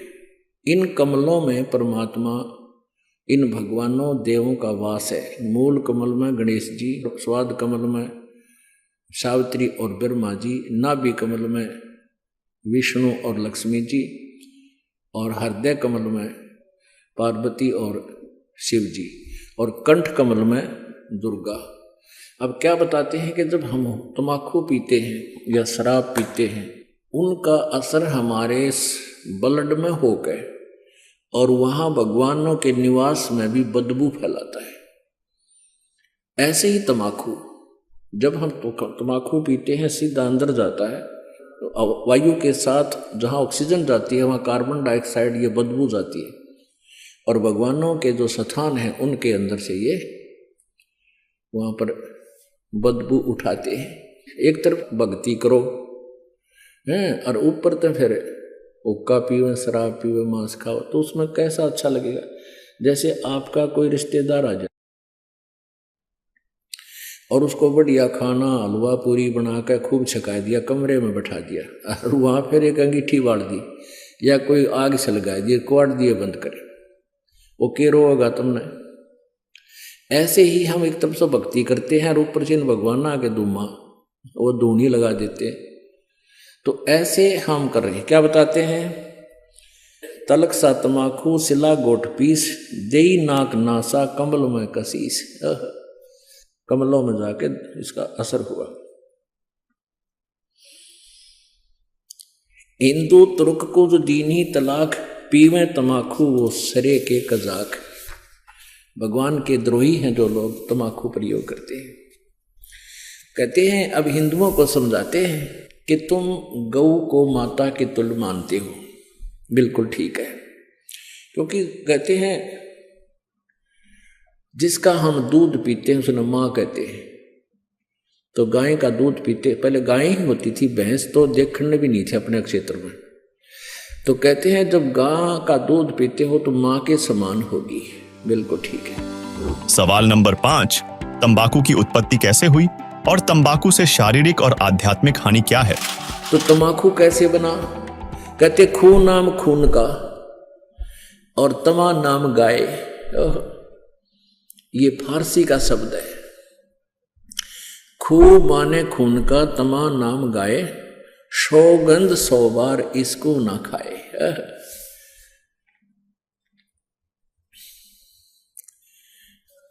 अब तमाकू यानी गाय का खून। एक पौराणिक कथा है, एक राजा का एक साधु था, ऋषि, पुण्यात्मा, कोई ब्राह्मण था, ऋषि कहो ब्राह्मण कहो। अब ये कोई अलग से नहीं थे, जातियां अलग नहीं थी, हम एक ही पिता की संतान थे। जो जैसे कर्म लग गया वो वैसा हो गया। जैसे एक घर में एक लड़का तो टीचर, वैसे कोई पोस्ट दूसरी लग रहा है, काल ही जाता है। और एक ने शास्त्री की वो कर ली परीक्षा पास, तो वो शास्त्री को मान लग गया। घर तो एक है, माता पिता एक है, कुल एक है, जाति एक है, उनको न्यारे न्यारे नामा से पुकारा जाता है। एक न पटवारी का है, एक न शास्त्री का है। तो ऐसे ही पहले स्टार्ट ऐसा ही था। तो एक राजा का साडू भगत था, ऋषि। एक दिन उस राजा का जो लड़की ब्याह रखी थी, उसने अपनी बहन को निमंत्रण भेज दिया कि हमारे घर आओ भोजन पर। ऋषि की पत्नी ने अपने पति से कहा कि मेरी बहन का संदेशा आया है, उनके यहाँ भोजन करने चलना है। ऋषि बोला कि रहने दे भगवान, इन अपने ते ठाड्डा का भीतर ना बढ़िया करते। एक समय एक ऊंट मर गया और एक गिद्दड़ जो है उस ऊंट ने खाता खाता अच्छा थोथा कर लिया अंदर से, और जो बाहर से चाम था वो सूख गया। और गिद्दड़ जो घना गहरा अंदर चला गया वो बंद हो गया पाछे, तो चाम कति सूख के खड़ंग हो रहा था, वो पड़ गया कि तो घना खुद गया और गादड़ भीतर रुक गया ना लकड़ा मार चुकल की रोए। एक हफ्ते पाछे वर्षा होगी, वर्षा होने तक वो नरम हो गया चाम, वो गादड़ फिर मार के सिर निकला, कसौती स्पीड फेंक पकड़ रहा। तो साथी बोले रहा कित गया था, जो बोला वह गया कि था, एक अनुभव तो हो गया, बोला अपने तो बड्डे का भीतर नहीं बढ़े। तो यहां ऋषि ने बहुत समझाया पर उसकी पत्नी मानी को ना, अक्के हो गया नो तो जाया करें, ईसा के जुल्म कर रहा है नो सर। वो बोला ले चलते, वो चले गए। अब राजा ने उसने 36 पकवान बना रखे, ये इधर उधर देख तरह बताओ भाई। अब ऋषि ने जिसा मन मार कर खाया वो वापस आ गए। अब उसकी पत्नी बोली कि हम नहीं बुलाना चाहिए, ये न्यो नत्ते गल है। अब हफ्ते 10 दिन महीने पीछे ऋषि की पत्नी बोली हम नहीं बुलाना चाहिए। उसका पति बोला तो ठीक है ले करता हूँ व्यवस्था। तो उसने, क्योंकि संत के भगत के पास कमाई होती है अपने भक्ति की, धर्म पुण्य की, तो उसने ऊपर स्वर्ग में अपनी सुरती लाई, टेलीफोन कराया, तो स्वर्ग से एक कामधेनु मंगा ली। कामधेनु गाय जो मनोकामना पूर्ण करती है। ऊपर से एक टेंट आ गया बढ़िया, स्वर्ग से अलग एक टेंट लगा दिया। और ऋषि आसपास के ऋषि बुला लिए, भाई आज जो आज हमारे राजा होगा, उनका न्योता है, हमारा साधु है, सेवा करवा दिया। अब वो ऋषि साधु भक्त जो आसपास कुटिया में रहा करते जंगल में, वह भी आ गए। राजा ने नीचा दिखाने के लिए हजारों की संख्या में सैनिक ले लिए। अगर साधु की मरोड़ का ढकाऊंगा, मेरी जो है ना पूरी वाह वाह हो जाएगी। ये आग और न्यारी हमारे अंदर एक जलालत भरी पड़ी है। तो राजा ने सैकड़ों हजारों सैनिक ले लिए और आप भी चल पड़ा। अब ऋषि ने वहाँ जैसी व्यवस्था थी अपना घास फूस बिछा कर वहाँ टेंट लगवा दिए, बिस्तर बिछवा दिए, क्योंकि संतों के पास एक ऐसा धन होता है वो अपनी सिद्धि से बहुत कुछ व्यवस्था कर सकते हैं। अब सारे टेंट लगा रखे, टेंट फूस बिछा के ऊपर तो वो अच्छे बढ़िया वस्त्र बिछा रखे। तो भोजन शुरू हो गया। अब उसमें क्या था कि वहां जाकर के एक प्रार्थना करते थे कि इतने व्यक्तियों का भोजन तैयार हो, कामधेनु माता उतना तैयार हो गया, वो जावे और प्लेट ठाठा के सप्लाई करने लगे। सब छका दिए बढ़िया भोजन। राजा ने सोचा भाई वो भिखारी आदमी घास फूस खानिया और इतने बढ़िया भोजन ये लाया कहाँ से? हर प्रकार के जैसे राजा ने पकवान बनाए थे उसी टाइप के आइटम, पर उनसे भी स्वादिष्ट। जब सब खाना वाना खा लिया, राजा ने पूछा भाई कहाँ से लाए ये भोजन, कहाँ से बनवाया आपने? उसने कहा राजन, मैंने स्वर्ग से अपनी कमाई मत अपने पुण्य डिपॉजिट करवा के वहां से मंगाई है। एक कामधेनु है, इस कामधेनु गाय में इतनी वो है कि कितना ही भोजन करने लगे, पूरी सेना भी जमाई जा सकती है। मेरे पास कई लाख सेना, बोला जी सारी सेना पूरी पृथ्वी ने भी जमा ले, चाहे इसने खाना खिला दे। राजा बोला सैनिकों, इस गाय को छीन लो। साडू की यारी इतनी हो है, सैनिकों इस गाय को छीन लो और चलो, ये कंगाल के करेगा, अपने काम आवेगी, राजा के घर पे जरूरत है इसकी। तब ऋषि ने कहा कि हे माता, आप स्वर्ग चली जाइए, मेरी काबू से बाहर बात हो गई है। तो ऐसे ही वो गऊ जो है ना कामधेनु उस टेंट को चीरती हुई आकाश में उड़कर चल पड़ी। राजा ने तीर मारा, वह खुर में लग गया और खुर में से रक्त गिरता हुआ, जहां जहां भी रक्त गिरा उस गाय का, वहां पर यह बीमारी पैदा होगी, तमाकू। अब क्या बताते हैं कि तुम एक तरफ तो हिंदू को आओ और फिर गाय के खून न पियो, तमाकू बना कर हुक्का में डाल के बीड़ी सिगरेट पी के। या तो तुमने ज्ञान नहीं या स्वाद पड़ गया। ज्ञान नहीं था तो अब समझ लीजिए, और ये इसे अड़ंगे का स्वाद अच्छा नहीं होता जो शरीर में नुकसान सारे खराब करे। तो क्या बताते हैं, खून नाम खूं का, तमा नाम गाय, सौगंध 100 बार इसको ना खाए। कहते हैं 100 बार सौगंध, इसकी 100 बार प्रतिज्ञा करो, इसको खाना नहीं। गधे समान कौआ कर्म के कुलीन, पीवे तमाकू सो जम के आधीन। पेतबाई खांसी निवासी निवास, कफ दल कले जाली ना गिरा से। ओहो, कहते हैं तमाकू प्रयोग करने से फेफड़े गल जाते हैं, फिर कभी पित्त बनेगी, कभी खांसी हो जाएगी, बाई हो जाएगी। और कहते हैं काला तमाखुर गोरा पीवाक, 10-20 लंगर जहां बैठे गुटाक। आह, कितना अच्छा चित्रण किया है। बाजे ने और गुड़ गुड़ और उक्के हजूम, और कोरे कुबद्दी बीसा है नसूम। बाकी ही पगड़ी बाकी ही नय, और डिब्बी डबोए पर डूबे हैं कह। गुटाकड़ अटाकड़ मटाकड़ लहूर, एक बैठेगा अड़के एक बैठेगा दूर। ये उक्के पीणिया का बता रखा है, चित्रण कर रखा है। कि फिर क्या बताते हैं, शब्द मान मेरा मैं कहता हूं तो ही, यो ही मूल मंत्र तमाकू ना बोई। ओह, अपने आत्माओं कहते हैं कड़वा ही कड़वा तू करता हमेश, कड़वा ही ले प्यारे कड़वा ही पेश। तू लंगर है लंगड़ा और झूठा लबार, अमली के मुख में मूत्र की धार। तमाकू तर्क गर्क कर करोध, ममता मनी मार संसार बोध। कामी और क्रोधी तू लोभी लबूट, बचन मान मेरा धूमा ना घूट।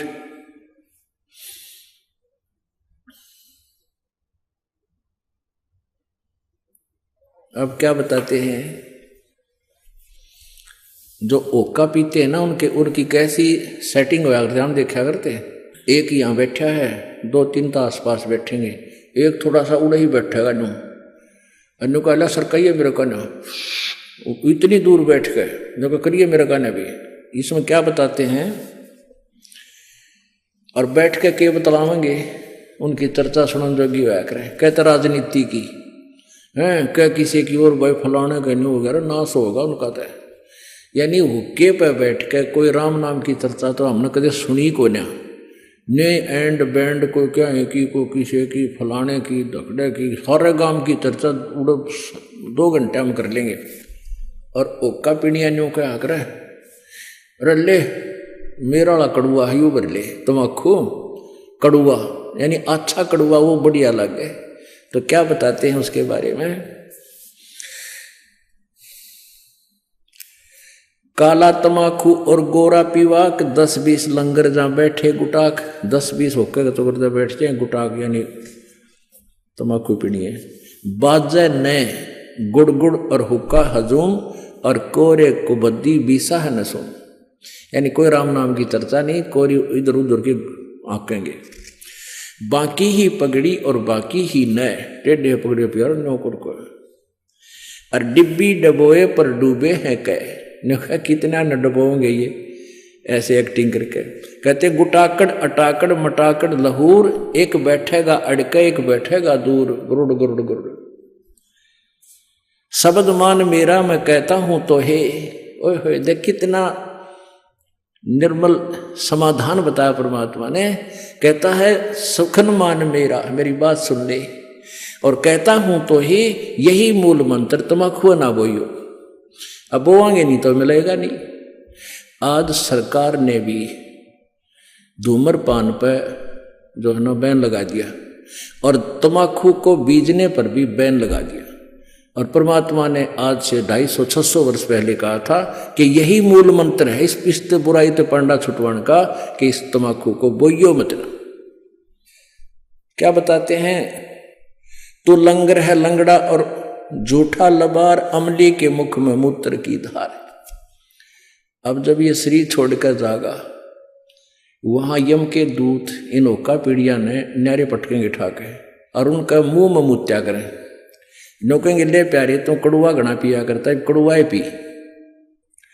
कहते हैं ये सत्कर मानना पुण्यात्माओं, दास नहीं कह रहा, ये भगवान का आदेश है, ज्ञान है और ये सत्य है। हमारे ना जच्चवा हमारी नालायकी है, अपनी बुद्धि की सोच है। कहते हैं तू लंगर है लंगड़ा और झूठा लबार, अमली के मुख में मूत्र की धार। कड़वा ही कड़वा तू करता हमेश, कड़वा ले प्यारे इब कड़वा ही पेश। ले कड़वा पी ले तू पेशाब को। कहते हैं तमाकू तरास निराशा निराश, भूले धनी को जो कहिए इलास, और पामर परम धाम जाते न कोई, झूठे अमल पर दी जान खोई। सवाल नंबर 6, भगवान के आदेश की अवहेलना करने से क्या होता है? सुनिए अजाजील की कथा और जानिए दंडवत प्रणाम का कितना अधिक लाभ है तथा भक्ति कैसे खत्म हो जाती है। जिस प्रकार देश के संविधान को तोड़ने से हम दंड के भागी होते हैं, इसी प्रकार यदि मानव भगवान का विधान तोड़ता है तो उसे भयंकर सजा प्राप्त होती है। सुनिए भगवान के आदेश की अवहेलना करने से अजाजील के साथ क्या हुआ। पुण्यात्माओं, ये एक परमेश्वर की वाणी है, इस पर हमने अमल करना पड़ेगा। क्या बताते हैं, यदि तू हमारी बात को नहीं मानेगा तो क्या होगा। अजाजील बंदा ईराना समूल, सरे का वचन जिन किया है अदूल। कैफी कमल कूंज खेचा कमंद, इला पेंगला दर रुके ब्रह्मरंद्र।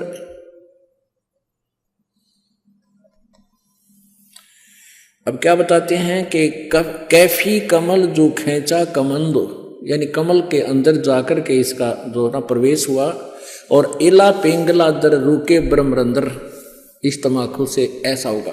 अब इसमें क्या ये ना समझना कि वैसे सिंपली वैसे ही परमात्मा ने जो लिखा, नहीं, परमात्मा का साधारण सा आदेश भी हमने पालन करना होगा। इसमें क्या बता रहे हैं कि अजाजील बंदा ईराना गया और सिरे का सुखन सवाल उसने माना नहीं। एक अजाजील नाम का बंदा था। पुण्यात्माओं, आप जी को यहाँ 5 यज्ञ करवाई जाती है, ट्रेनिंग दी जाती है आपको भगवान के दरबार में प्रवेश करने के लिए। एक यज्ञ है धर्म की, दूसरी यज्ञ है ध्यान, और तीसरी यज्ञ हवन की, चौथी यज्ञ प्रणाम, और 5वीं यज्ञ है ये ज्ञान की। तो जैसे हम अभी तक क्या करते रहे, जैसे कोई तो हवन ही करता रहा, कोई केवल भंडारे आदि कराता रहा कि तो चिड़िया न दाने डाल देता पक्षियों को, ये धर्म भंडारे इस तरह करते रहे, धर्म यज्ञ। और कोई प्रणाम करता रहा। अब जैसे किसी ने पता लगा कि एक दंडवत प्रणाम करने का, बंदगी करने का एक यज्ञ तुल्य पुण्य होता है, तो एक अजाजील नाम का एक, अच्छा, प्रणाम करने का उद्देश्य क्या होता है कि हमारे मन का अहंकार समाप्त हो। हमारे अंदर जो एक सबसे बड़ा शत्रु है जो भगवान से दूर रखता है वो अभिमान है।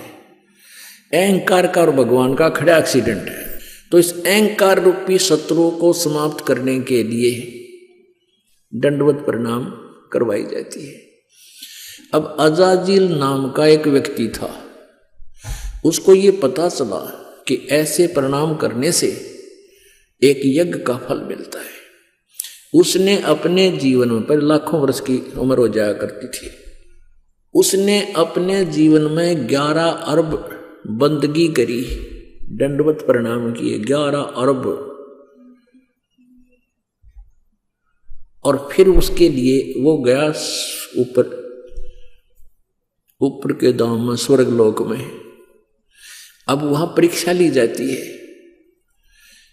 अब विष्णु भगवान वहां,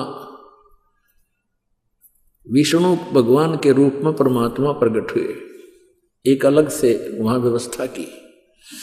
और उससे वहां एक स्वर्ग था वहां पर, वहां उसकी परीक्षा ली।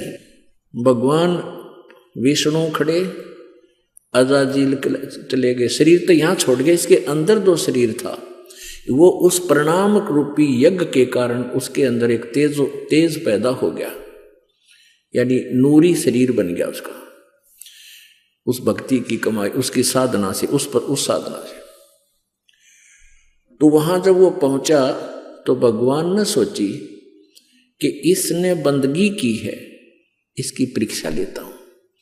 तो अजाजील से कहा कि अजाजील, तेरे अंदर बहुत भक्ति होगी है, और एक व्यक्ति उत्पन्न कर दे, एक बच्चा उत्पन्न कर, लड़का उत्पन्न कर, युवा।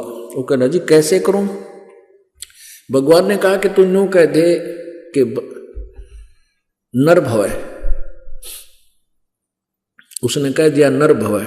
ऐसे कहते ही सामने एक नौजवान बालक 15-20 वर्ष का सामने खड़ा हो गया, प्रकट हो गया। अब भगवान ने कहा कि अजाजिल अब इसको बंदगी कर दे, प्रणाम कर इसको। अजाजिल बोला ना, मत ना करो, ये तुम्हारा बेटा है, मेरे वचन से पैदा हुआ है, तो मेरा उत्पन्न किया हुआ मेरा पुत्र है, और बेटे को बाप प्रणाम करे, डूब कर मर जाए इसका अच्छा से। अब परमात्मा ने सोचा यो अपना कर्म बिगाड़ दिया, नरक निकम्मे ने इतनी मेहनत करी, यो खो दिया काम। कहा तू कर ले, प्रणाम कर ले। इसने अकना मैं ना करूं, मेरा धर्म बिगाड़ दे। अपने बनाए मैन्युफैक्चर, अपने पैमाने हमारे ये कति कर्म बिगाड़ने के। अब भगवान ने सोचा इसको थोड़ा ग्रेस मार्क दे दूंगा, इसकी कमाई बिगड़ेगी। एक गेट था, ऐसा गेट था, बैक गेट ऐसा बना रखा था कि कोई भी व्यक्ति है उसमें से झुककर ऐसे तब उस बाग बगीचे में जाता था, सैर सपट्टे को। वैसे तो मेन गेट अलग था, इंद्रपुर से जाना होता तो ऐसे शॉर्टकट जाना होता तो नीचे झुककर जाना पड़ता था। नो ऐसा गेट बना रखा, ऊपर फूल फाल बेल बाल लगी हुई है। तो उस लड़के से कहा भगवान विष्णु ने कि जा बेटा इस गेट के परली तरफ खड़ा हो जा, दरवाजे थे। वो उधर चला गया। भगवान बोले विष्णु जी कि आजा अजाजिल, तुझे सैर सपट्टा करा के लाता हूं।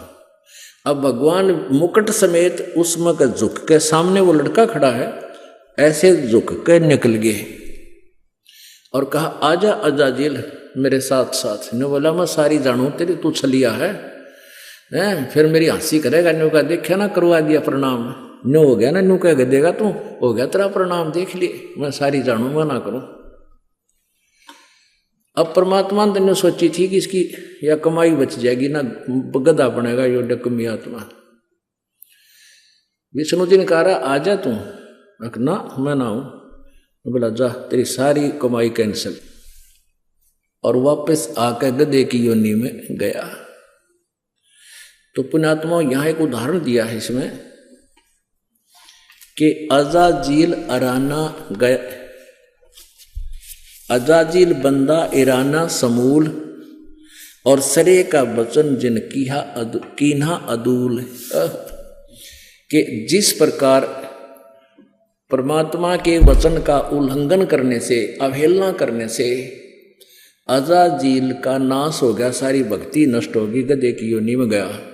ऐसे ही यदि आप जी इस भक्ति मार्ग में, हमारा ये आदेश है कि तम्बाकू, शराब, मांस, बीड़ी छूना नहीं है, और आप फिर भी बाज नहीं आते हो, तो आपकी भक्ति कतई नष्ट हो जाएगी। ये आदेश पालन ना करने से जिस प्रकार अजाजिल का नाश हो गया, ऐसे आपका काम बिगड़ जाएगा। सवाल नंबर 7, हर की पैड़ी हरिद्वार में 25,000 साधु संत आपस में लड़कर क्यों मर गए थे? जानिए त्रिगुण उपासकों के कारनामे। आज से लगभग 353 वर्ष पूर्व हरिद्वार में हर की पैड़ियों पर शास्त्र विधि रहित साधना करने वालों के कुंभ पर्व की प्रभि का संयोग हुआ। वहां पर सर्व त्रिगुण उपासक महात्मा जन स्नानार्थ पहुंचे। गिरि, पुरी, नाथ, नागा आदि तमोगुण भगवान श्री शिव जी के उपासक तथा वैष्णो सतोगुण भगवान श्री विष्णु जी के उपासक हैं। प्रथम स्नान करने के लिए नागा तथा वैष्णो साधुओं में घोर युद्ध हो गया। लगभग 25,000 त्रिगुण उपासक मृत्यु को प्राप्त हुए। जो व्यक्ति जरा सी बात पर नरसंहार, कत्लेआम कर देता है, वह साधु है या राक्षस, स्वयं विचार करें। आम व्यक्ति भी कहीं स्नान कर रहे हों और कोई व्यक्ति आकर कहे कि मुझे भी कुछ स्थान स्नान के लिए देने की कृपा करें, तो आम व्यक्ति भी शिष्टाचार के नाते कहते हैं कि आओ आप भी स्नान कर लो। अब सुनिए इस विषय में संत गरीबदास जी ने क्या कहा है। सन्यासी 10 नाम कहावे, शिव शिव करे न संशय जावे। निर्वाणी नी कच्छ निसारा, भूल गए हैं ब्रह्म द्वारा। यो भी वैदा है वैदे से भेद अलैदा, यो भी वैदा वैदा क्यों जाना, हम सतगुरु बैठे न्यू जाना। गरीबदास जी की वाणी दास आपको सुना रहा है। अब क्या बताते हैं, कंठी माला और मृगछाला ये सिर पर जटा रखावे हैं। ढोलक ताल झालरी पीटे ताना री री गावे हैं। ये भक्ति का साधन है। तन के योगी मन के भोगी, गुल्लर पेट पड़ावे हैं। गुज बीरज का मरम न जाने, ये भद्र बेख बनावे हैं। करुआ और कॉपी न लिए, जा बनखड़ गुफा बनावे हैं। खुदा कुत्ती गट में दूती, फिर गृह द्वारे आवे हैं। बताओ, परमात्मा कहते हैं घर त्याग दिया, जंगल में जा बैठा, सांझ तक कर देगा एक दिन पूरी। अगले दिन भूख लग गई गजब की, और फिर लेकर लोटा जोड़ी ठाक है गृहस्थी के द्वारा होगा, दिए माई दिए माई। अरे घर में सारी सुविधा थी, समय पर रोटी खाओ, अपना धंधा करो और भगवान बजो जो मंत्र से ही दे रखे। काशी गया प्रयाग महोदय, जगन्नाथ को जावे हैं। लोहागर और पुष्कर पर से वहाँ द्वारका दाग दगावे हैं। यो भी वैदा वैदे से भेद अलैदा, वैदा क्यों जाना, हम सतगुरु बैठे यूं जाना। अब जैसे क्या बताया है, तीर तुपक तलवार कटारी, जमदड़ जोर बदावे हैं। हर पैड़ी हर हेत न जाना, वाजा तेग चलावे हैं। ये साथ जैसे एक बार कुंभ का मेला भरा था। ये तीनों गुणों के उपासक, रजगुण ब्रह्मा, सतगुण विष्णु, तमगुण शिव जी। तो विशेषकर ये एक बार कुंभ के मेले के पर्व का संयोग हुआ था इनके अनुसार हर की पैड़ी पे। और पुण्यात्मा यहाँ गांव गांव में, नगर नगर में देखा इन चिमटे गाड़ के, धोने ला कर, राख रमा के, बड़ी बड़ी जटा और माला पैर के, सोचा महात्मा पड़े होंगे।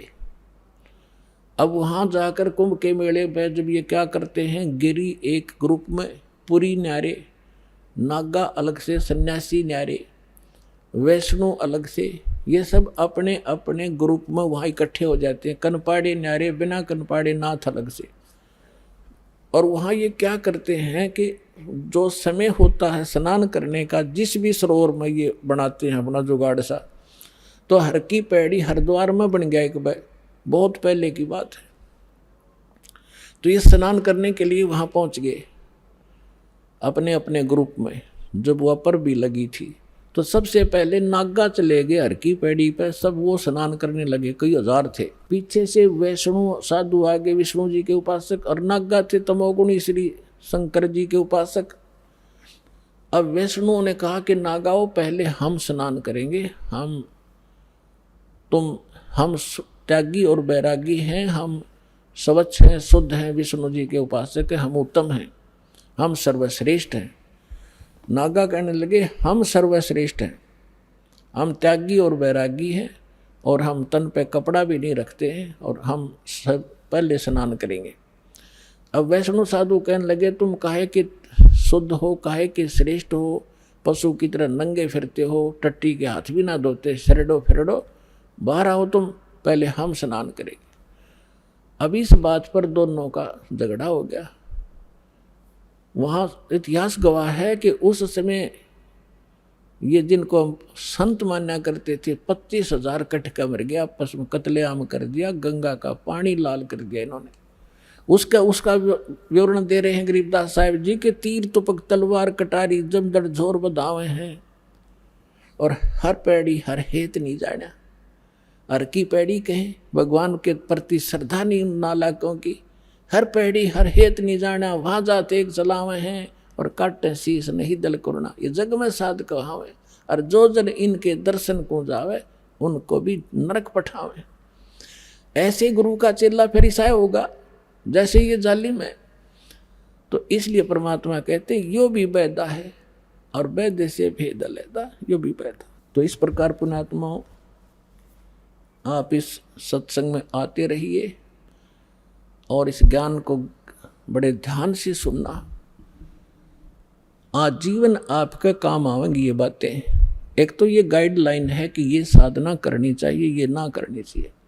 ये प्रमाण कहा हमारे सदग्रंथ साक्षात दास पैरेलल बताता है कि जो साधना श्रीमद् भगवत गीता में है वो उसके सत्र का ज्ञान, वो कंप्लीट नहीं है। कंप्लीट स्पिरिचुअल नॉलेज और कंप्लीट मेथड ऑफ वर्शिप सूक्ष्म वेद में है। वेद भी कहते हैं वो इनसे अलग ज्ञान है, और गीता जी भी कहती है कि वो ज्ञान अलग है जिसमें कंप्लीट स्पिरिचुअल नॉलेज है। सभी यज्ञों की, धार्मिक अनुष्ठानों की विस्तार से जानकारी हो भगवान ही बताता है करके, और वो तत्वदर्शी संत के पास है, उनसे पूछो। तो भगवान कबीर साहब है, 600 साल पहले वो बताए गए थे उस सूक्ष्म वेद को। ये तत्वदर्शी संत ये दास है, और अपना कल्याण कराओ। पुण्यात्माओं सौभाग्य आपका, राम नाम की चर्चा अपने सुनने को मिल गई ना। सारा दिन इस पेट के धंधे में दादे मर गए, पड़दादे मर गए, 2 रोटी के लिए सारा और भूत बने फिरते हैं। अभी एक भक्त ने चिट्ठी लिख कर दी है, आज ही पकड़ाई है।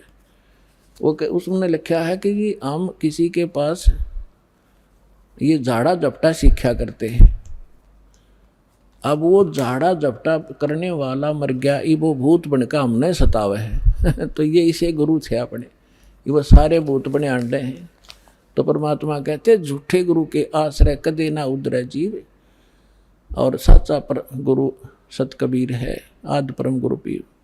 कहते हैं झूठे गुरुआ मर गए, वो हो गए भूत मसान। तो पुण्यात्माओं प्रत्येक ज्ञान और इस परमात्मा के महिमा को ध्यान से सुनो।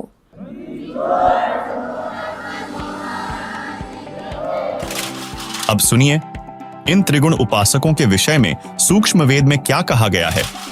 उसके बारे में बता रहे हैं कि काफिर भेख भेख कुमारे और काफिर कूड़ा ज्ञान पसारे। वो काफिर जो झूठा ज्ञान प्रचार करते हैं, गलत ज्ञान प्रचार करते हैं, शास्त्र विरुद्ध ज्ञान दे रहे हैं, वो ढेड़ हैं, वो काफिर है। काफिर भेख भेख कुमारे, काफिर कूड़ा ज्ञान पसारे, जो झूठा ज्ञान प्रचार करते हैं। काफिर कीर्ति ना लखे, धर्म दया व्यवहारे, गरीब दास कैसे बचे उसने जाना जम द्वारे। कहते हैं काफिर जो हैं ये बात को मानने को नहीं तो जाना ही काल के लोक में है। 100 नारी जारी करेंगे सुरापान 100 बार, एक चलम हुक्का भरे वो डूबे काली धार।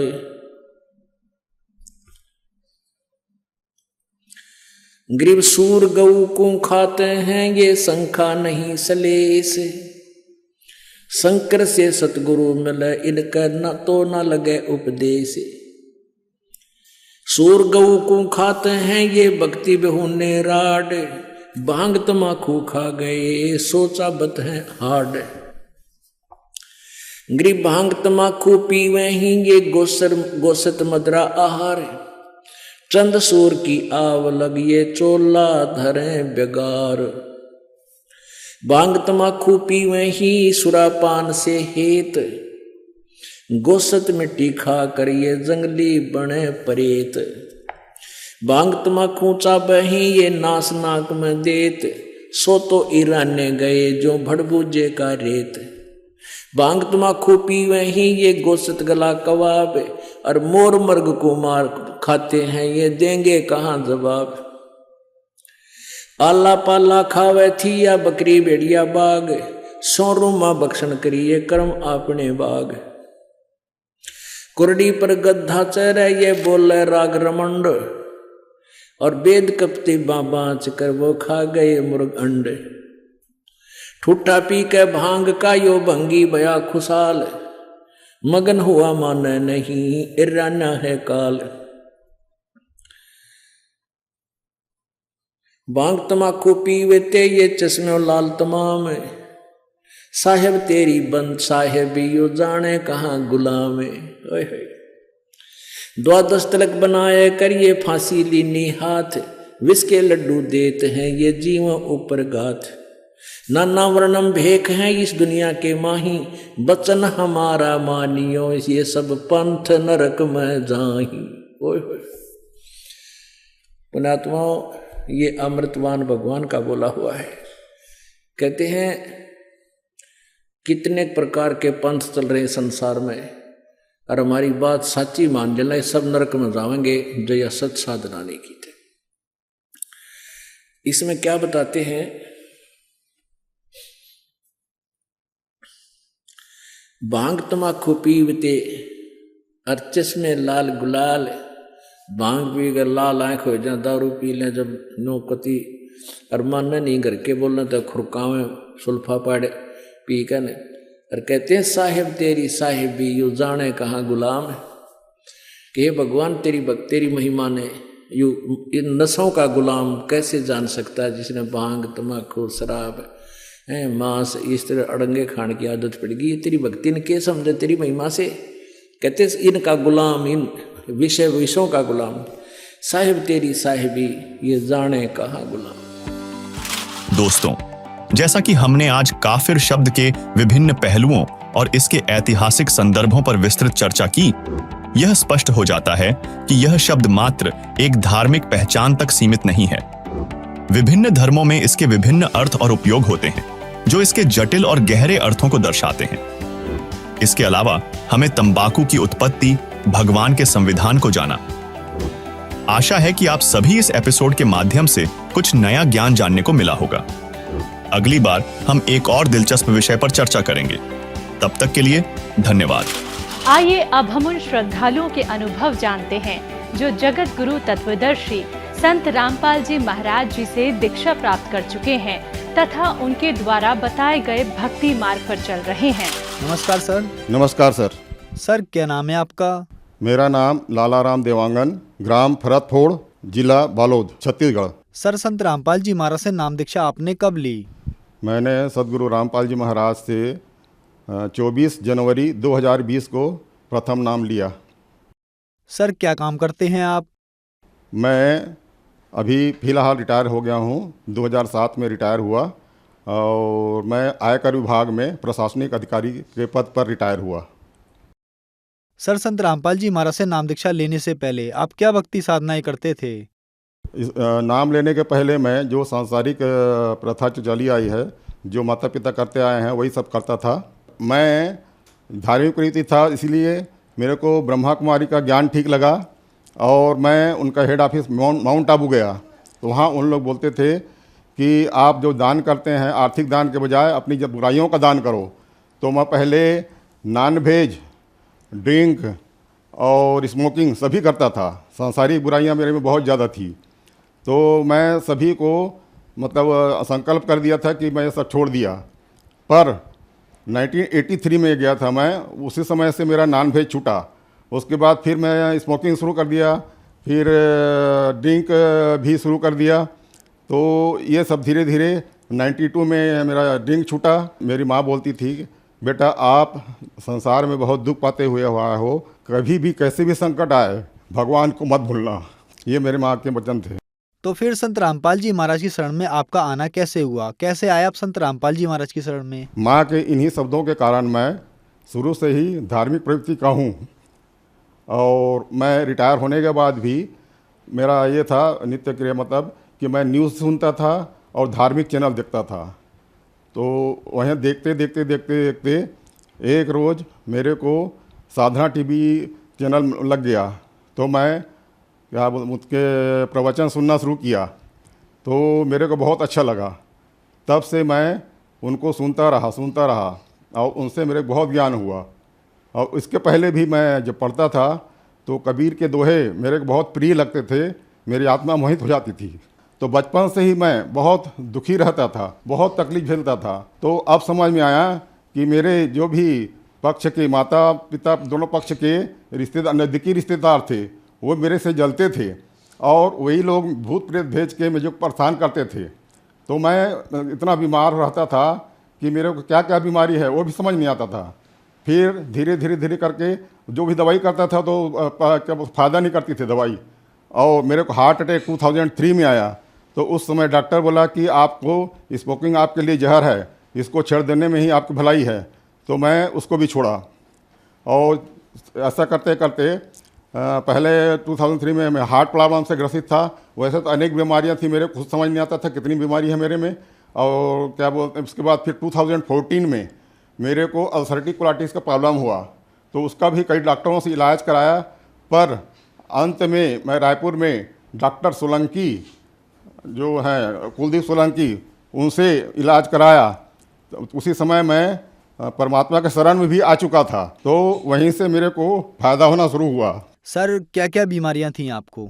मेरे को तो वैसे बहुत सारी बीमारियां थी, मेरे को खुद समझ नहीं आता था। पर मेन बीमारी बताता हूं मैं। 2003 में मेरे को हार्ट अटैक आया। तो उसमें चेक किए तो डॉक्टर लोग बताया कि आपका ब्लॉकेज बहुत ज़्यादा है, 40% से 90%, 99% तक के। तो मैं डर गया। फिर भगवान, ये सुना था कि ऑपरेशन होता है करके, तो मैं भगवान से मनाया कि मेरा ऑपरेशन ना हो और मेरा ठीक हो जाऊं। तो उन लोगों ने, डॉक्टर पैनल ने बताया कि आपको ऑपरेशन नहीं करवाना है, आपको ज़िंदगी भर दवाई खाते रहना है। और मैं ज़िंदगी भर दवाई खाते रहा। पर मेरे को असर जो दूसरी बीमारी जो है 2014 में हुआ, तो वो अल्सरेटिव कोलाइटिस बोलते हैं, उसमें भी बहुत परेशान था मैं। मेरे को बार बार दस्त आता था, कमर से उठ भी नहीं पाता था, फिर लग जाता था। तो वो डॉक्टर बोला कि आपको आपकी अतड़ी बाहर आ जाएगी, आप दवाई नहीं खाओगे, परहेज नहीं करोगे तो आपकी अतड़ी बाहर आ जाएगी और आप बहुत परेशानी में पड़ जाओगे। तो फिर उस डॉक्टर को मैं किया और फिर उसको मैं पता चला कि मैं सुपर स्पेशलिस्ट डॉक्टर सोलंकी हैं, डॉक्टर कुलदीप सोलंकी, रायपुर। तो वहाँ गया। तो वहाँ से उन्होंने जो भी किया वो मेरा फ़ायदा होना शुरू हुआ। उस समय मैं परमात्मा सतगुरु रामपाल जी महाराज के शरण में आ चुका था। तब से मुझे सब फायदा करने लगा और मैं अब पहले से बेहतर हूँ। और मेरे में सांसारिक जो बुराइयाँ थी सब वो भी ख़त्म हो गई। जो भी मैं बताया पहले, जो भी नशा करता था, ये करता था, नॉन वेज खाता था, सब छूट गया मेरे से।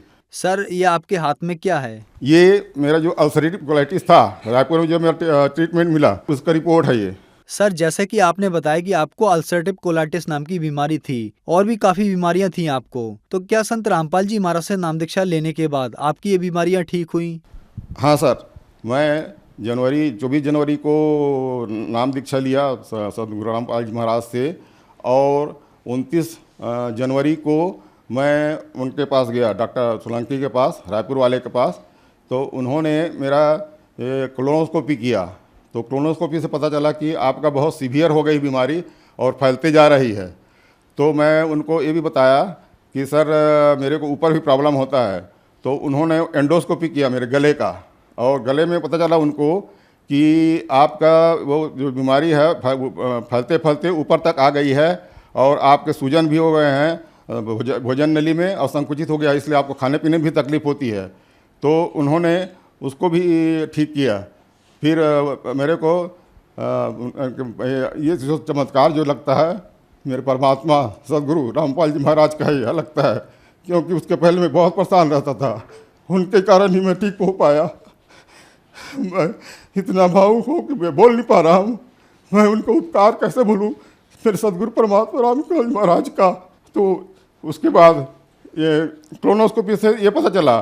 फिर ऊपर का प्रॉब्लम के लिए उन्होंने बोला कि आपका एंडोस्कोपी करना पड़ेगा। तो इधर गले का, छाती का एंडोस्कोपी किए उन्होंने, तो पता चला कि आपका तो बहुत भयंकर फैल गया बीमारी, और ऊपर भी आपको खाने में तकलीफ होती होगी। उन्होंने बहुत सही पता लगाया।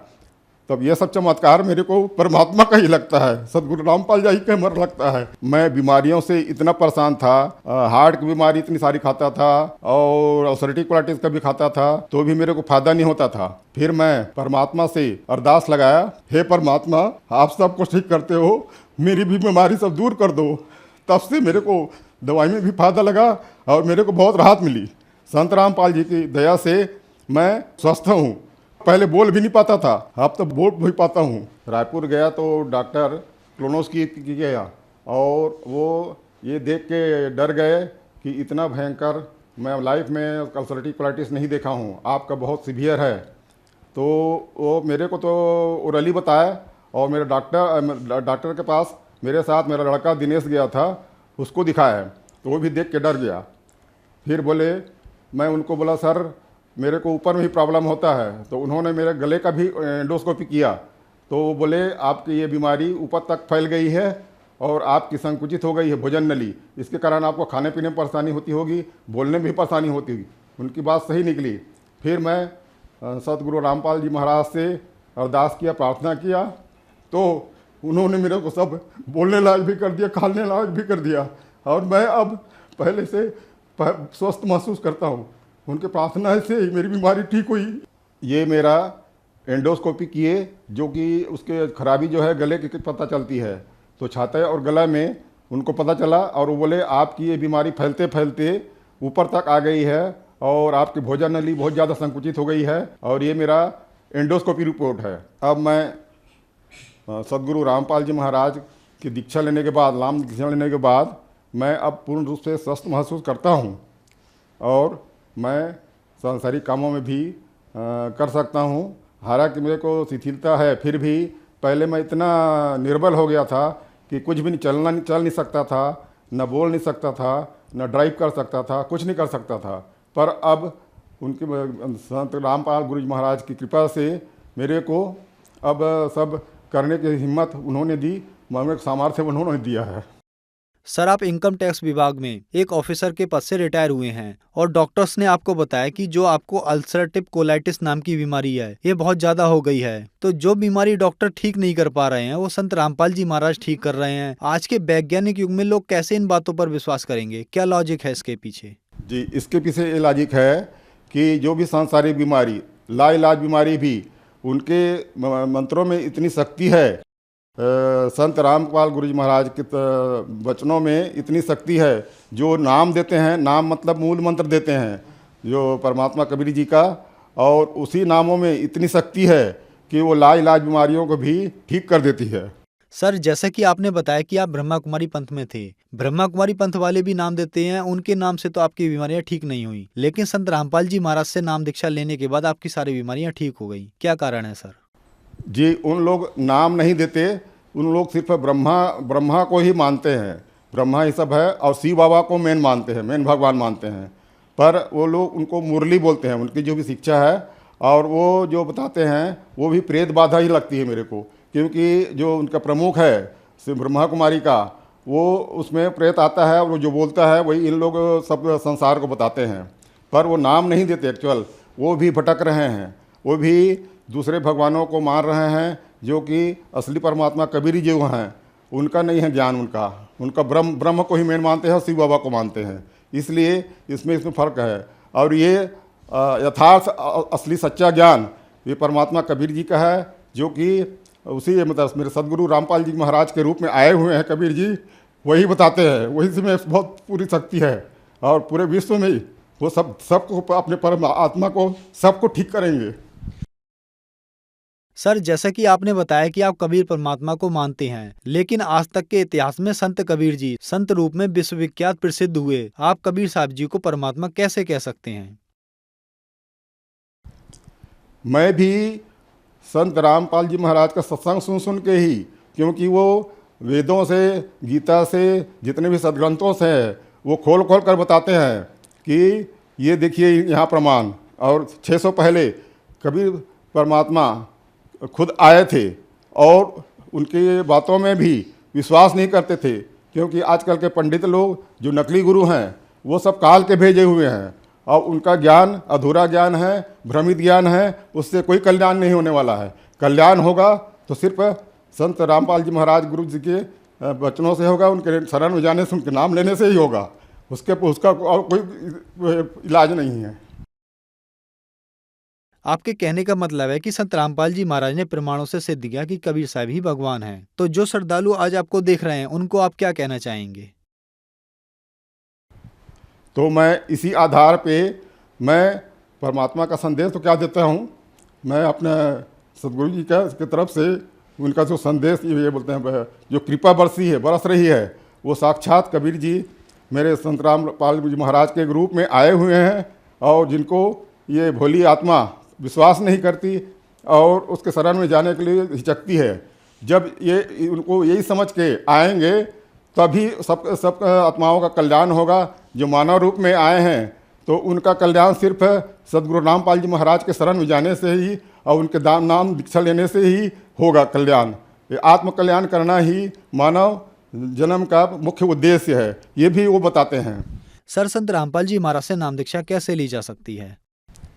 संत रामपाल जी महाराज से नाम दीक्षा, उनका जो सत्संग आता है टीवी पे, उसमें नीचे पट्टी चलती है जिसमें नंबर दिए रहते हैं। उस नंबर पे आप फ़ोन करके आप अपना नाम पता वगैरह दें तो आपको उनका क्या है, जगह जगह हर जगह नामदान केंद्र खुला हुआ है। तो अब तो अभी जितने भी नाम लेना चाहते हैं गुरुजी रामपाल जी महाराज से ले सकते हैं और अपना आत्म कल्याण कर सकते हैं। धन्यवाद सर। Thank you sir.